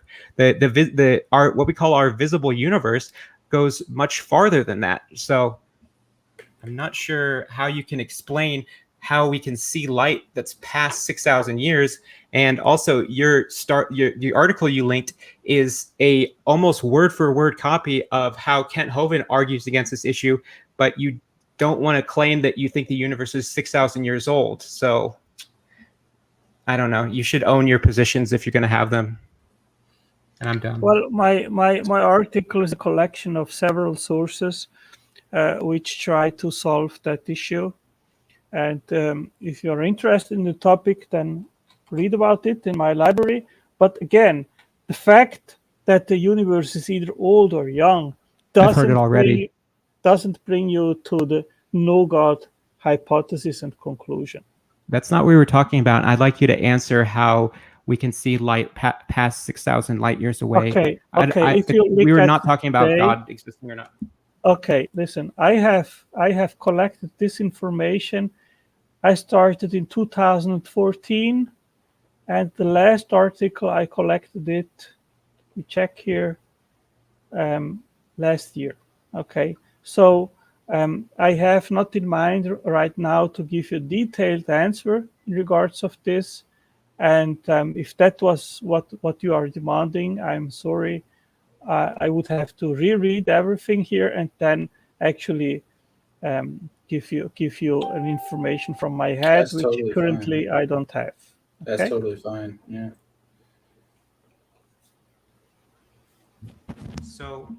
So you're saying that you don't know why we can see light past 6,000 light years away? Off the top of your head, I guess? Yes, correct. Okay, that's fair enough. Yeah. And giving people the opportunity to figure those things out is, that leads to a more progressive and that happens to me as well in talks, and that's what I get irritated with people like LPPs, because they prey on that type of thing, like asking people trivia questions like, oh, what's this word? Can you define this word off the top of your head? And if you don't know it in that instant, then he's going to call you a brain dead, drooling moron. So I'll be right back, guys. Yeah. I was at LPP's channel. I think it was the other night. It was yesterday night, and I said, and Saigart was there too, and I said, I think that rather than pointing to people and talk about people, we should just, as good as we can, present the evidence and then permit others to make up their mind what they want to believe. And I mean, this is very common that we see theists as well criticizing and name-calling atheists. And I don't think it is a good approach. It doesn't bring people more together. It just builds walls and not breaches. I've said that many times, and I mean, I don't like it. That's fair enough, I suppose. But I have tried to create a welcoming environment for atheists or theists on my channel, but it's literally like just him, like that, so I really don't talk about other people, but I do agree with what you're saying. And that's why, like, I've had issues with Sunflower, and he came on my stream earlier and we had a nice discussion. And I feel like I kind of prefer, streams where it's just like a couple people, because I feel like it's a lot more likely that when you get a stream that literally has 9 people in it, where it's 8 atheists and 1 theist, or the opposite, that's when you get those streams where name calling happens and mean-spirited comments are made. And that's really not my intention. It's not the type of content that I want to make or put forward. And I know that things can get heated in a discussion, but at the end of the day, we're really doing this just because we enjoy it, and a lot of times it is fun, it can be very enjoyable.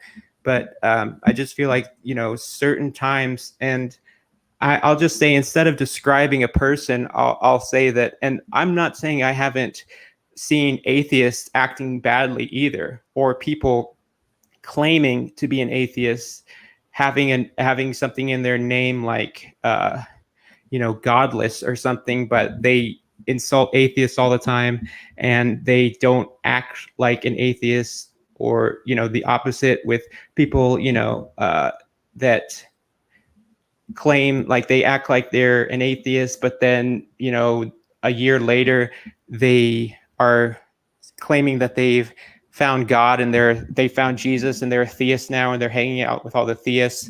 Like, they're bad actors, and hopefully that's not the type of environment that I would foster here. Well, you just see, you are just putting here on the screen someone calling me a clown. Sure. That's I guess that's true. I guess that does kind of you're always going to have some in a stream. That does sort of make what I said look bad, but I said trying. I didn't say that I was going to do it perfectly every time. Humans are infallible by nature, but well, maybe you remove it from the screen then. I did. Would like to promote name calling at your channel. Yeah. What I missed? Oh, nothing. I was just Otangelo. I think he made a good point that we probably shouldn't, because I do complain a lot about LPP, but that's and he was just saying that it's probably not good to personally bring up people's names. So I'm sure that Otangelo will follow that and not bring up anybody else's name in the future. But I agree with him. I think it's better to describe bad behavior of theists or atheists, although it tends to be theists in my experience. Well, a small group of them. Yeah, I can like a couple of them. Before when I kept I am not exempt of it. I do it as well. I name call. Yeah, but this is like a different level. The way these people act. We can admit it. Like before, yeah. I kept interrupting Otangelo. That was my bad. I had too many things going on. I made the poor judgment call of interrupting him. But we can admit that. A lot of these people can't. And they're the dangerous ones. And unfortunately, they get the attention. But the only thing that you can do is keep cutting through that. And calling it out as it happens. Yes, and those with reason and those that have a good moral code, they'll recognize that and they'll stop listening to those people. And I think Otangelo will recall that the other day when I had quite a few atheists in here and him, I was repeatedly trying to tell people, let's slow things down. I don't want us to be ganging up on Otangelo and let's ask him like one question at a time, because it's not fair to have two people asking somebody a question at the same time. It can make somebody, nervous, and it's just, I wouldn't want that to happen to me. I know that. So, because I don't like the opposite atmosphere. So, Yeah, and something which I didn't like earlier today when I think Brian, what was his name? He was in the stream. There was Mark Reed. Mark Reed. Yeah, Mark Reed. Yes. First, he asked something which wasn't clear to me, which I thought I understood what he was asking, and when I answered, and he said, "Oh, but that's not what I asked you," and then he did it again. And I mean, this is very frustrating. If you want to know something, ask a clear question which is not ambiguous, and don't prey on it when someone doesn't precisely answer what you were asking. And that was actually quite frustrating, and that was also the reason why I left. Do you recall what the question was? And I do agree that he was interrupting you more, but I can't. There's only so much that I can do to stop people from over talking. I can try to sort of intervene, but you understand that if somebody's doing that, and I've seen people that I'm friends with do it. They do it to me sometimes, and it's not something I can really stop somebody from doing with, other than telling me like, guys, okay, hold on, let's start back from zero, and I'll warn somebody if I really have to, or mute them. But I would prefer not to have to do that. You know what I mean? I have become very sensitive to that. And usually when I am talking and I see that someone wants to interrupt me, then I immediately say, "Can I finish, please? Can I finish, please?" And I say it until that person stops to talk. But I have a similar. Again, it doesn't prevent me to interrupt others. Sometimes I'm also impatient and interrupt others. When I see something which I disagree with, then I just jump in and say, "Hey, it's not like that." Well, yeah, and I think that sometimes you can talk for a long time, Otangelo, and there's nothing necessarily wrong with that, but people, they do get impatient. But I would say the thing that I don't think is, when you are talking for a long time, you make a lot of points, and it's hard. Yeah, that's what That's what I was going to say. If I could, have like a rule or something that I would hope would be a rule, it would just be that if somebody's talking and it's, going a back and forth between somebody, that they make one point and allow the other person to respond before moving on to the next point. Because that's what Mr. Batman loves to do, is just gish gallop a bunch of points. And the reason that that's kind of important to me is because, I'll have an answer in my head, but then I'll forget what I was going to say. You know what I mean? And then when the person is finished talking, I'm like, and then I feel like I look like I didn't know I don't know what to say, but it's just like I just forgot because you were talking for so long. To be honest, well, I just forgot what you said. I have Daniel in good memory. The last stream that we had, I asked him, how is it possible that life comes from non-life? And he was talking and gish galloping for about 3 or 4 minutes and making several points. And I didn't address them until today. So that was that abiogenesis spiel. That abiogenesis spiel that I had was a lot, but that was new information that I had just recently looked into. So there was a lot to get out on the table and go from there. I would prefer about a 2-minute time limit for people talking. I think that should be long enough, but you can't really enforce stuff like that without being sort of a Hitler, because, this isn't, this also isn't a moderated debate. Mm-hmm. So, if it's a moderated debate, then you can do that. But sometimes you have to address something which you require time to explain what you want to say. Yeah. And sometimes you cannot do that in just a few sentences, and you have to go a little bit further.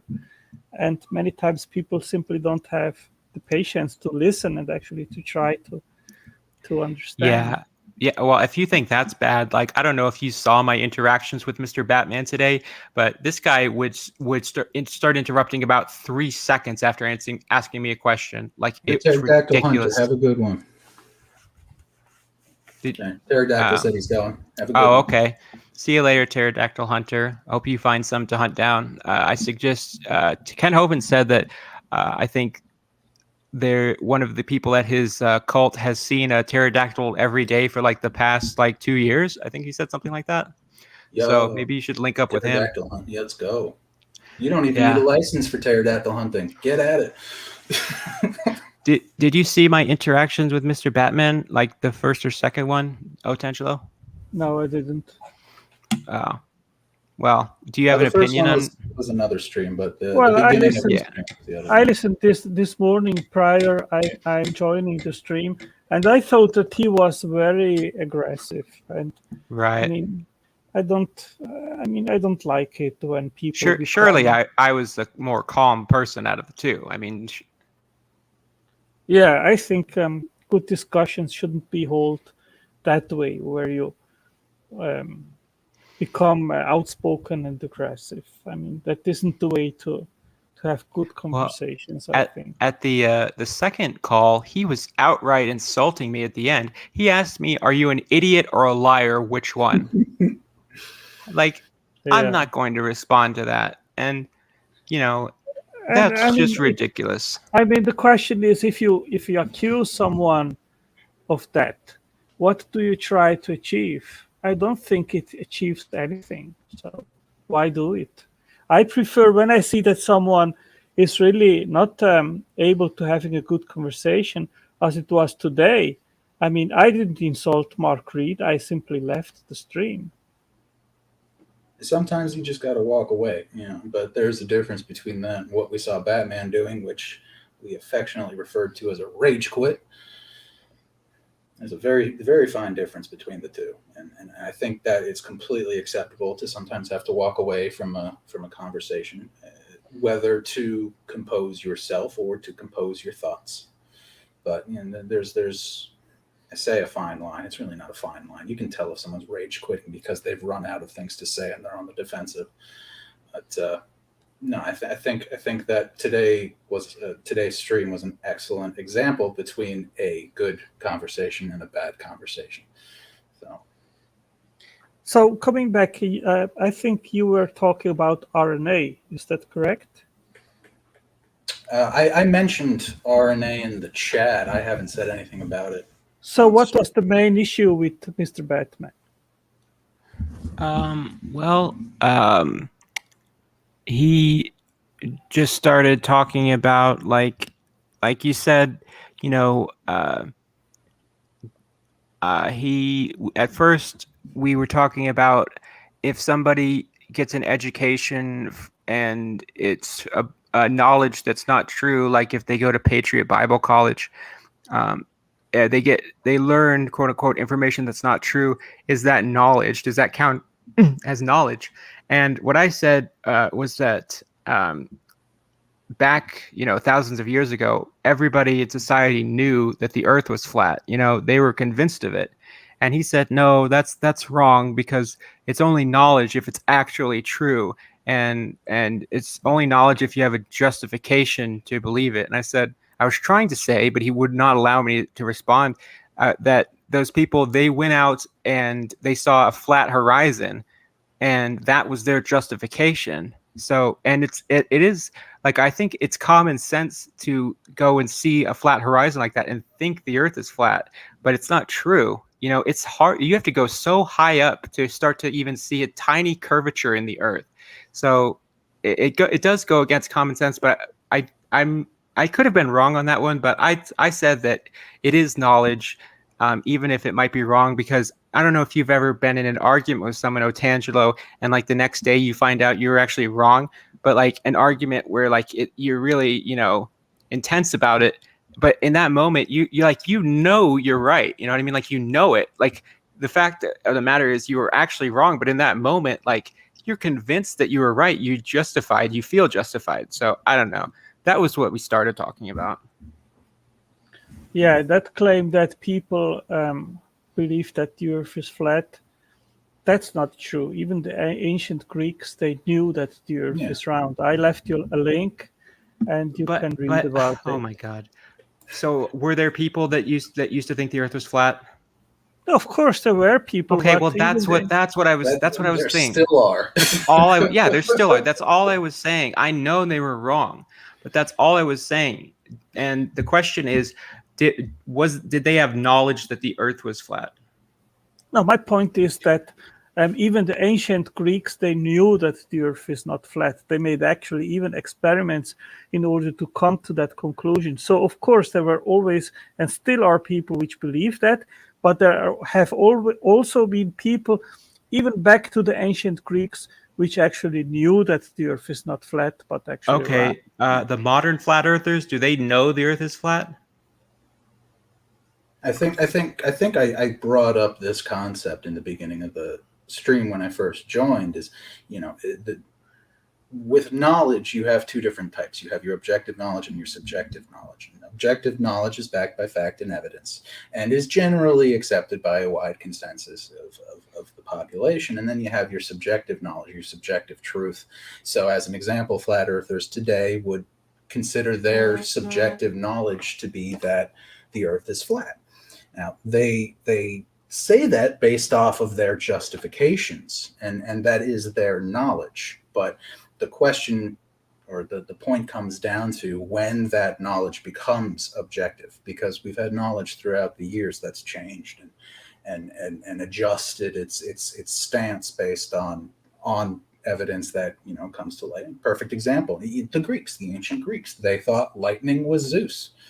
That was their knowledge. They knew that. And then we figured out that it was, the convection currents and why lightning happens, and our knowledge changed. Our knowledge pool changed. So even using the phrase knowledge, when you're talking specifically about the natural world, I think can be a little muddy. I think you have to include whether or not that knowledge is subjective or objective. And whether or not objective knowledge becomes something else is an entirely different question.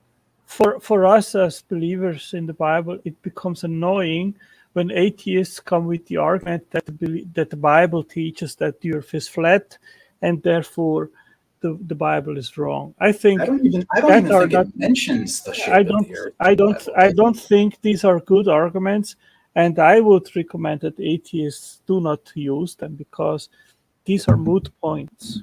Well, the Bible doesn't even say the earth is flat, does it? Well, the Bible says yes, it does. Yes, it does. Yes, it does. I don't think it's a bad argument, because why would God inspire people to write a book that had bad information in it? Why wouldn't he tell them that the earth is flat? Or I mean round. Well, the ancient Jews, they actually believed they had the notion that there was a dome. You are incredible at misunderstanding my questions, Otangelo. I'm really getting sick of it.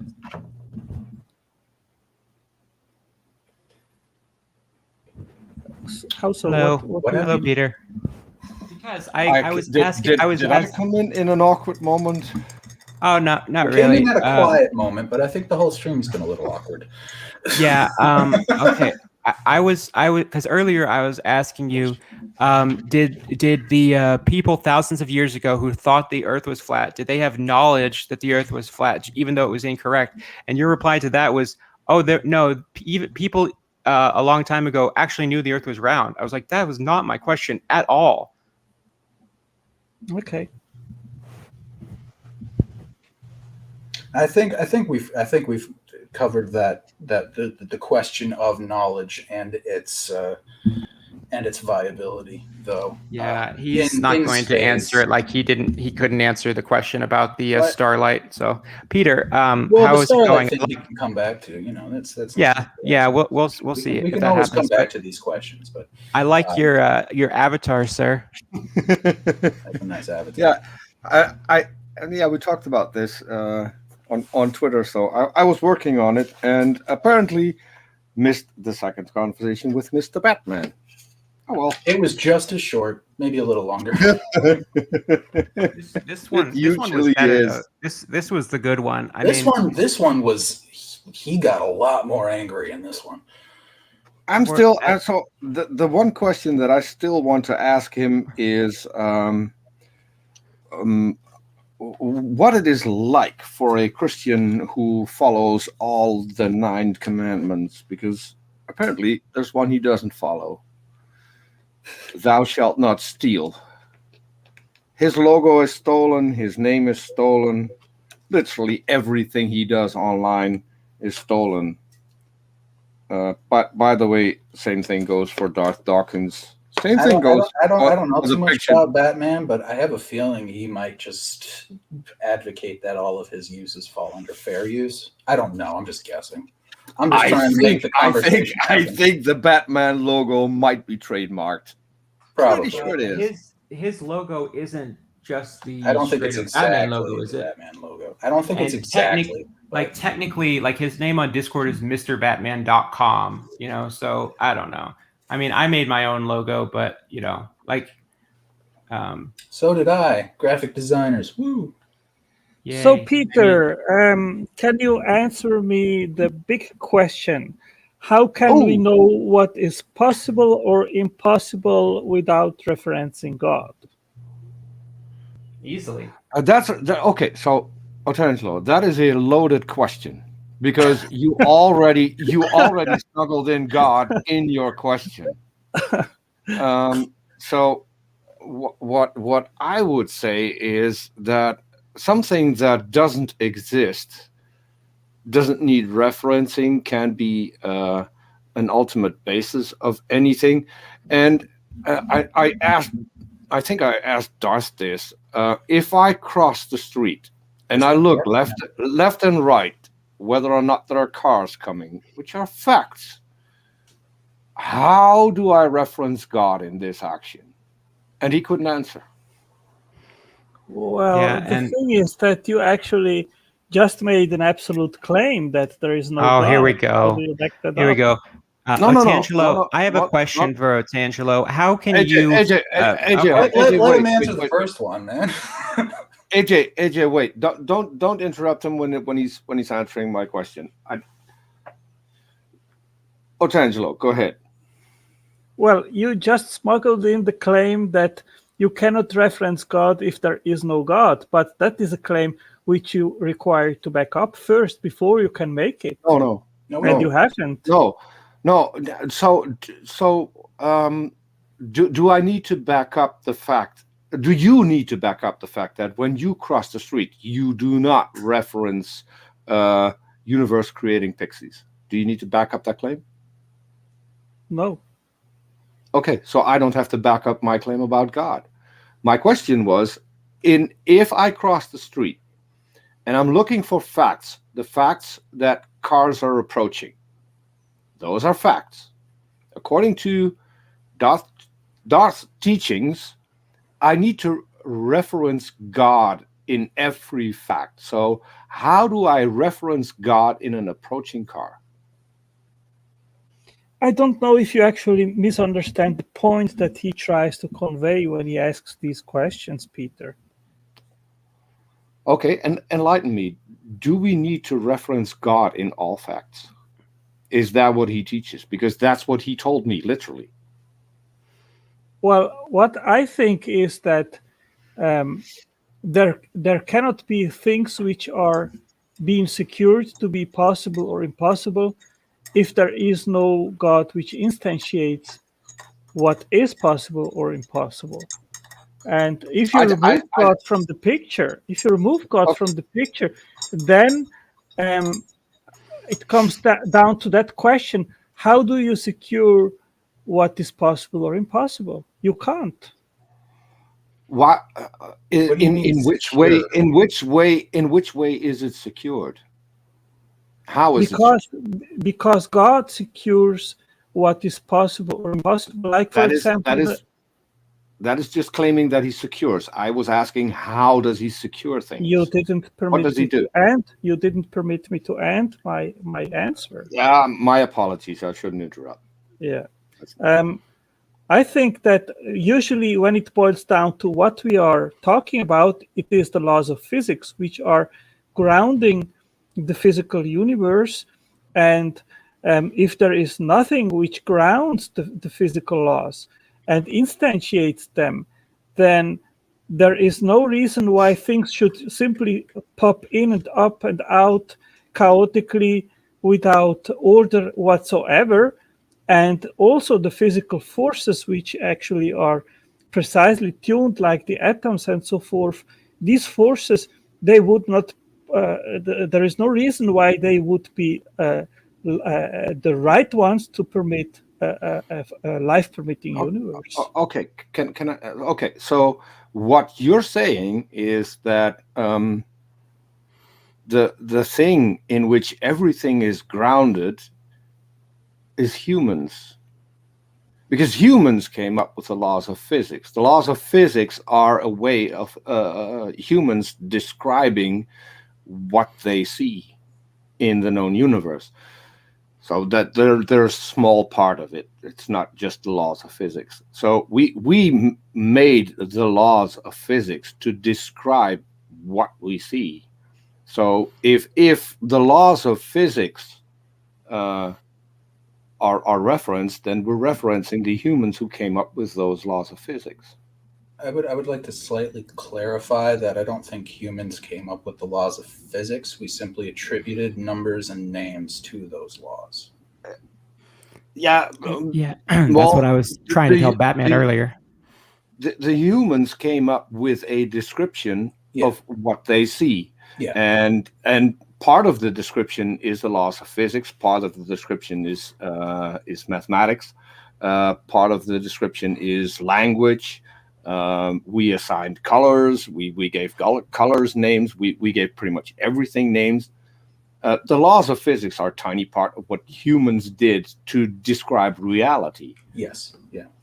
I think you have a fundamental misunderstanding, which I tried to address in previous encounters with you, Peter, but it seems you have still not grasped why what you're claiming is wrong. I will quote here from Arthur Clarke. He says, many of the fundamental physical constants, which as far as one could see, God could have given any value he liked, are in fact very precisely adjusted or finely tuned to produce the only kind of universe that makes our existence possible. I already reject the claim because he dishonestly brings in God. First of all, he needs to determine whether or not a God exists. Second of all, he needs to determine which God it is. Third, he needs to determine whether or not this God has made himself known to humans, and if so, where and in which way. So until all those steps have been followed, there's no reason to bring up a God, let alone the Christian God. And I wanted to say something, if that's okay. The whole argument is basically a God of the gaps approach, just with physical corollaries. So, like people like Darth, they claim that the atheist worldview, whatever that is, can't account for things like logic or truth, or especially intelligibility. That's his favorite, and that their worldview can account for them, which has never been demonstrated, and also is wrong. You can't. So this is exactly the same thing as a creationist asking how the Big Bang could have happened without a God, and then stating because of the existence that God is reasonable, and the atheist doesn't know the answer, so God must be the correct answer. Well, I'm not falling for it, Otangelo. Okay, I think we have to start first with the big question. What is the evidence that we are talking about? And I can quote here, just a little minute. Depending on evidence for what? Just a moment. Within our universe, Otangelo, do me one favor. No, hold on. Do me one favor. If you answer as Otangelo. Don't quote anyone. We're not quoting anyone when we're talking to you, because when we're talking to you, we want to know what you think, not what anyone else thinks and you think might be something that is worthwhile considering. I'm more interested in what you think, Otangelo, the person. Okay, my answer is only relevant if I actually provide you a scientific source which provides the evidence of what we are talking about. Otherwise, what I will say is just a mere opinion of mine. But I would like to present the evidence. Wow, you're not, Peter. Peter, you're not letting me finish. Okay, but okay, can I finish, source, please? the only small Peter, thing, I would like to finish. Just let him go ahead. Not reading an entire page. Peter, I would like to finish. I did let you talk. I waited until you finished. You did. So let's have good conversations and not interrupting. If I provide you an argument, first I have to provide you the premise. The premise is a scientific evidence. It's the scientific evidence. And in order for me to provide you that, I need to cite you from a scientific source. And based on that, then we can make our inferences. If you just want to have an opinion of mine, then that is worthless, because it is not what is the evidence that we are trying to talk about and then try to understand where it leads us. I had a question. Here's the thing, and how we can solve this really, really quick. If I ask you about your opinion, and you then give me your opinion, if I think a source is needed, I will ask you for a source. How's that? I prefer that we start with the evidence, and then I will give you my opinion why I think that evidence leads us to God as a better explanation rather than not. I had a question, Otangelo. Earlier, I asked you a question, and you linked to your own personal blog. Is that a scientific source? In my library, I cite scientific papers, and that is a valid scientific source and evidence. Okay. Wouldn't it be? Where are the links to the papers? I see ICR.com. I provide ICR.com. Really? AJ, okay. let me help you out. Go ahead. Otangelo, instead of linking to your blog, why not cut out the middleman, and if you have a link, here is the give the link paper. and from Fred Adams here in the side chat, in the private chat, the degree of fine-tuning in our universe and others from 2019. I can give you just one sentence, and based on that sentence, we can talk and see where it leads. I can already, because I reject the argument of fine-tuning because it's useless. The argument of fine-tuning is based on the fact that there is a goal in mind, that the goal that was in mind at the start of the beginning of our known universe, which started with the transition from the singularity to our known universe, there was no goal in mind. So there's no fine-tuning either. If I go outside and I see a puddle of water, the puddle was fine-tuned for the water that it contains. But that's a ridiculous statement, because the water conformed to the puddle, not the other way around. So you are now just confessing your bias, Peter. No, it's not. Yes, you are. No. Yeah. So you're accusing people are. of having a bias when your site, instead of having links to scientific papers, is nothing but links to creationist websites. ICR.com, creationdino.com. No, listen, the science paper which the science paper which I am referencing here is not the creationist source. It is a mainstream scientific paper. Now, in regards of Peter, you are basically rejecting the fine-tuning argument because you think it evidences God. You are demonstrating that you are not open-minded to permit the evidence to lead wherever it is. No, because what I'm saying is that with my puddle argument, so the puddle wasn't fine-tuned for the water to that later was in that particular hole. The same thing is with our known universe. Our universe existed, and we evolved to be able to live in the universe that we are currently in. We have only one universe that we can examine. But it is possible that there are other universes and other forms of life. We know for a fact that it's possible to have silicon-based life, because scientists have figured out that is a strong possibility. So on other planets, there could be entirely different life. And do you know what you just did now, Peter? Hold on. Just a thought experiment. Let's say we would find a different sort of life. That brings the question, is the universe finely tuned for their form of life or for ours? You made now a big confession of amazing, unsubstantiated and baseless, faith. No, it was a thought experiment. A thought experiment is something that Darth does a lot, and he wants people to participate in it. So I thought I just try and have a go at that as well. Peter, I don't know if you realize, but you are constantly moving the goalpost of what we are talking about. Thought experiment. It has nothing to do with goalposts. Yes, you are. And that doesn't lead to good conclusions about anything, basically. It doesn't lead anywhere. What it does is open people's eyes to the fine-tuning argument, because the fine-tuning argument is completely useless.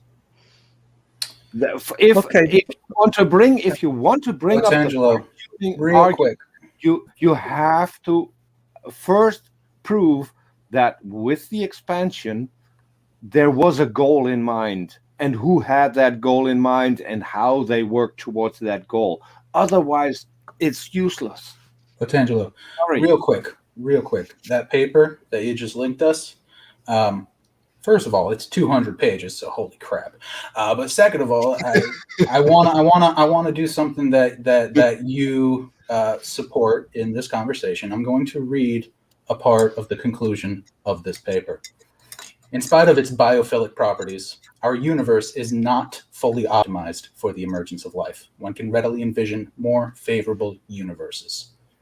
So that in itself, this paper admits that intelligent life is not a definitive answer to our universe and our existence. Yeah, that completely dismisses the fine-tuning argument then. That's in the paper. So just saying. Do you have a response? Well, I would actually try to start to make a point, and I am not able to do so. It is very difficult right now for me. So what do you mean? I haven't said anything in like 20 minutes because I was reading the paper. I don't know what was happening while I was gone.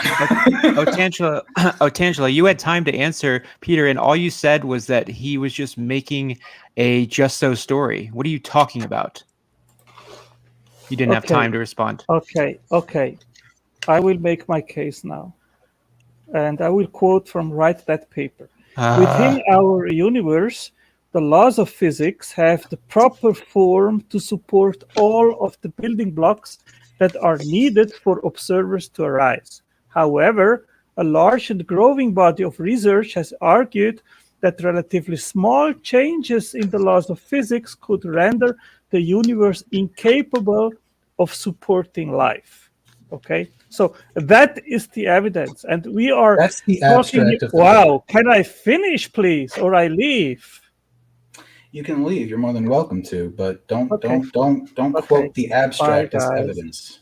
Bye, guys. Otangelo, don't do that. Pull a Mr. Batman, bro. Pull a Mr. Batman. I mean, listen, I get interrupting him is kind of messy, but you can't just read the abstract of the paper and call it evidence. That's not scientific.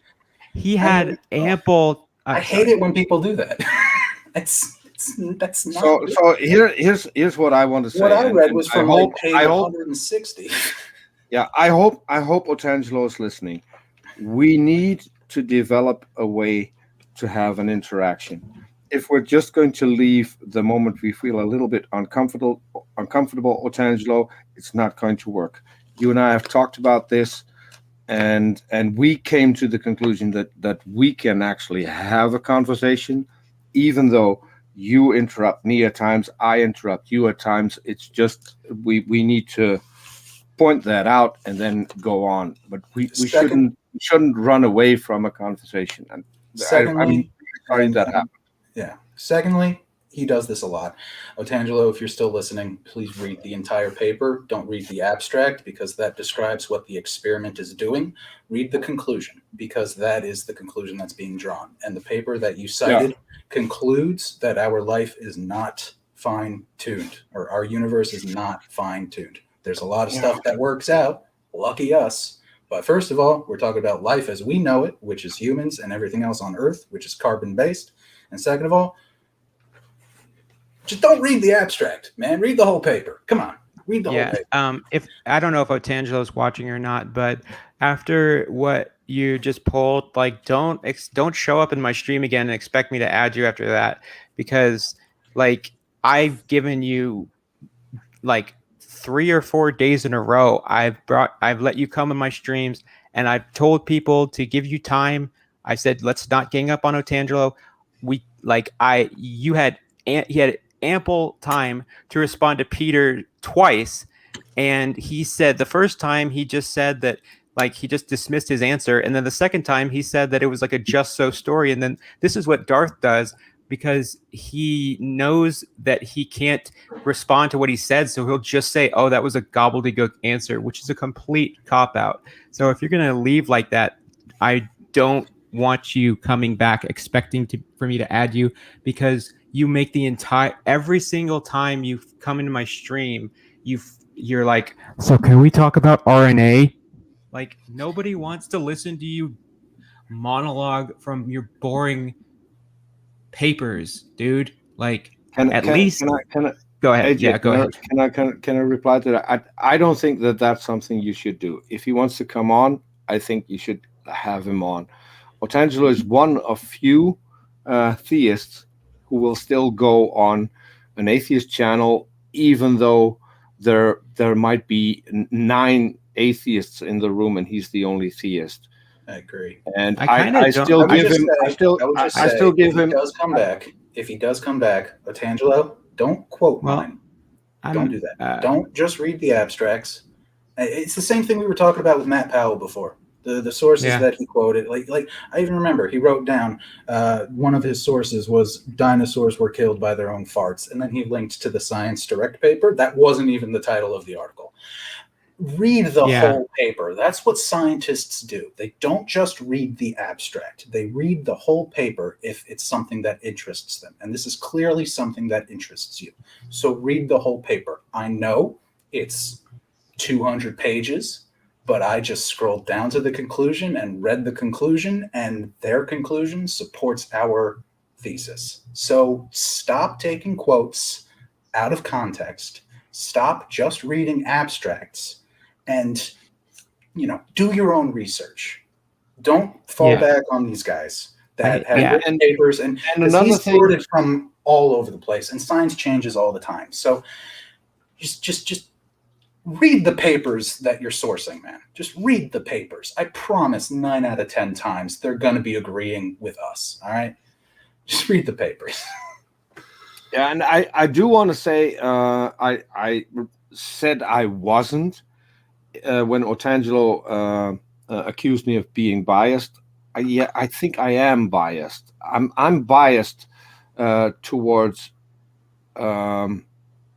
taking science as my best explanation for how the so world far works. It is the best. I completely agree with you. There's definitely a bias there, but I would agree. And I didn't comes up with something better, I need to stick to science. So yes, I'm biased that way. If that's a bias, I admit. I really don't think it is, seeing as science has been right every time.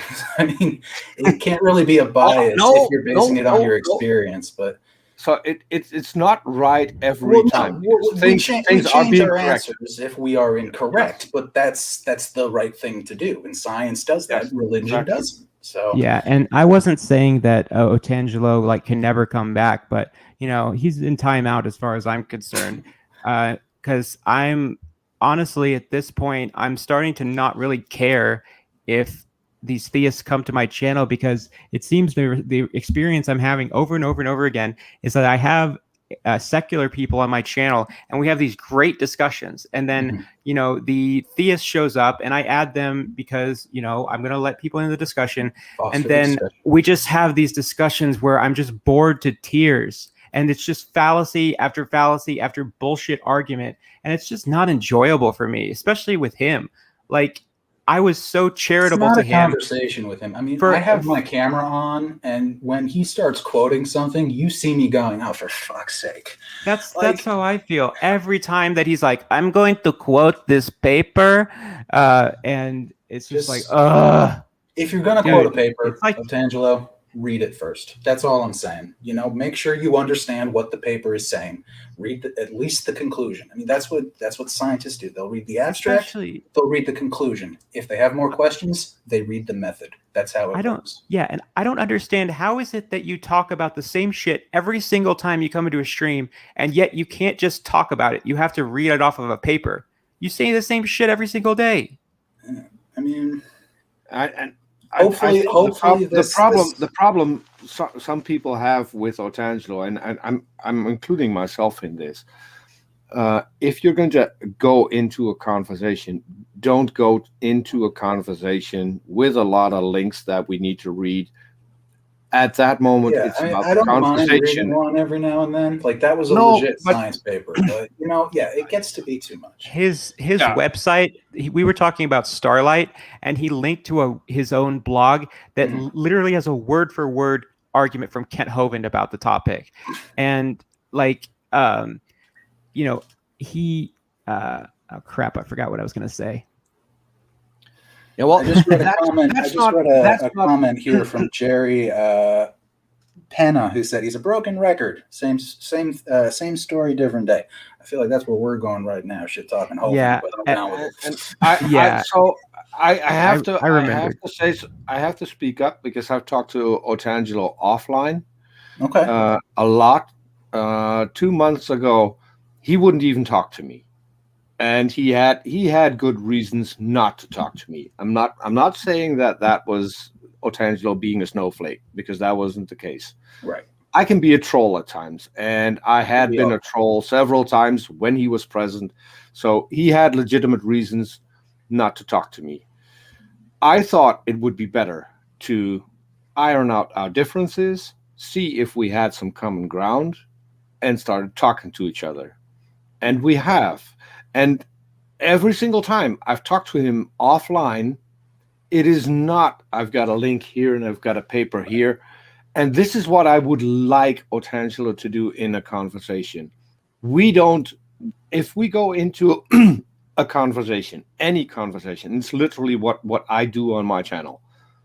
I don't have a set of links that I ask people to read during the conversation. Right. Those are things you throw in at the end. Okay, so I made several points. If you want to go check me, here are the links. You can go check me. That's after the discussion, not during the discussion, because if you have to read everything, and you just did, I don't know your name, first frame. Daniel is fine. Nice to meet you. Okay, Daniel, you just did. You missed 20 minutes of the entire conversation. You said so when you came back. Let's be fair. It was worth it. Okay, but even if it's worth it, you couldn't. Yeah, you couldn't say whether or not it's worth it if you hadn't followed what happened in those 20 minutes. And this is why I have an objection of throwing in links in a conversation. Yeah. You do that after. Yeah. You can throw it in and say, okay, after the conversation, go look there. Yeah. I'm fine with that. This is the last thing I'll say about him. I have no problem with Otangelo. He's a nice guy. No problem. All right. I have a problem with methods. I have a problem with his methods. That's all. He needs to change his methods, and he needs to change the way that he comes about these kinds of conversations. As a person, no problem with him. As a debater, he needs to change his methods. That's all I'll say. I feel like I'm starting to have a problem with Otangelo, because when I have a stream where the stream starts with me talking to Mr. Batman, and Mr. Batman says that RNA is not the precursor to DNA, which is bullshit, and just quits the conversation, and then this supposed theist who's better and more honest and like this good guy that we all say these nice things about, Otangelo, comes in and he says that RNA isn't the precursor to DNA and fucking rage quits my stream. That's bullshit. I feel disrespected. Like, what does that say about you, Otangelo? Like, you're on timeout, mister. I'm gonna have to give you a spanking and no Nintendo DS for a week. I'm gonna put forth a motion to change the title of this stream once we're done with it, entitling it "Giving Otangelo a Timeout," because I mean, Mr. Batman wasn't here for even half an hour. There's no point giving him the credit in the title, is there? Well, I need it for the clicks, but yeah, I'll have that's fair. Well, I'm gonna end the stream soon, guys. If you had anything you wanted to say, because I am super tired. I've been on streaming all day, and I've been fucking battling theists. Like, it was picking on Otangelo, so I decided to parachute in. Nah, I mean that was a good. That's a terrifying. I think as far as track records go, you had 2 theists on today and 2 theists rage quit. So I think that was a successful stream. Yeah, I would agree. Yeah, Peter, I would say if you're going to check out one of the 2, like, watch the beginning of this video, dude, because it's pretty good. Like, okay, I'm going to. So I just saw this. As I said, I was working on what you see on screen. AJ, I don't know if you want to use it. If you want to use it, I'm definitely going to work on it more because it's something that I had in mind just to have as a thing for when I'm joining streams, because I had this one. Oh wait, there. Which makes me feel a bit awkward every once in a while. So I think this one does. I'm going to say, if you want to use it, you can use it. For what I'm going to do, it's not finished because he's going to get a diaper. Because I can. Just the only reason. All right. Well, I'm gonna head out. Everyone watching the stream, remember, you all got a question, Daniel. Yo, Daniel, sorry. Before you go, do you have a channel? Yes, I do. I will send it real quick in the private chat.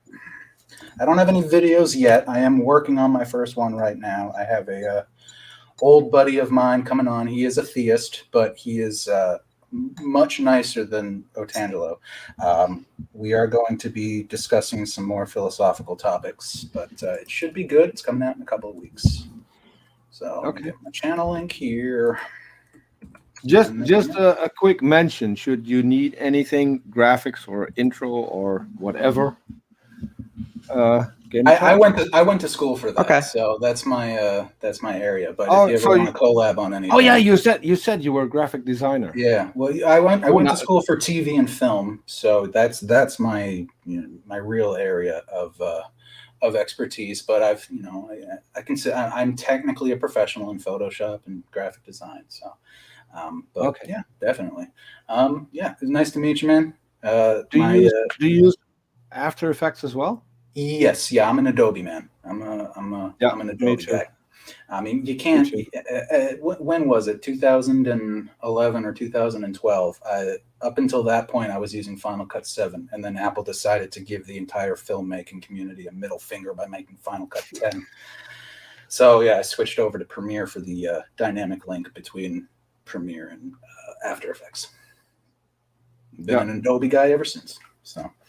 Yeah, me too. Me too. Yeah. All right. Well, it was good talking to you, man. Nice meeting you. Link is in the. I think I have to wait until AJ comes back. Oh, do you? Because in that case, we can talk about movie stuff until he gets back, I guess.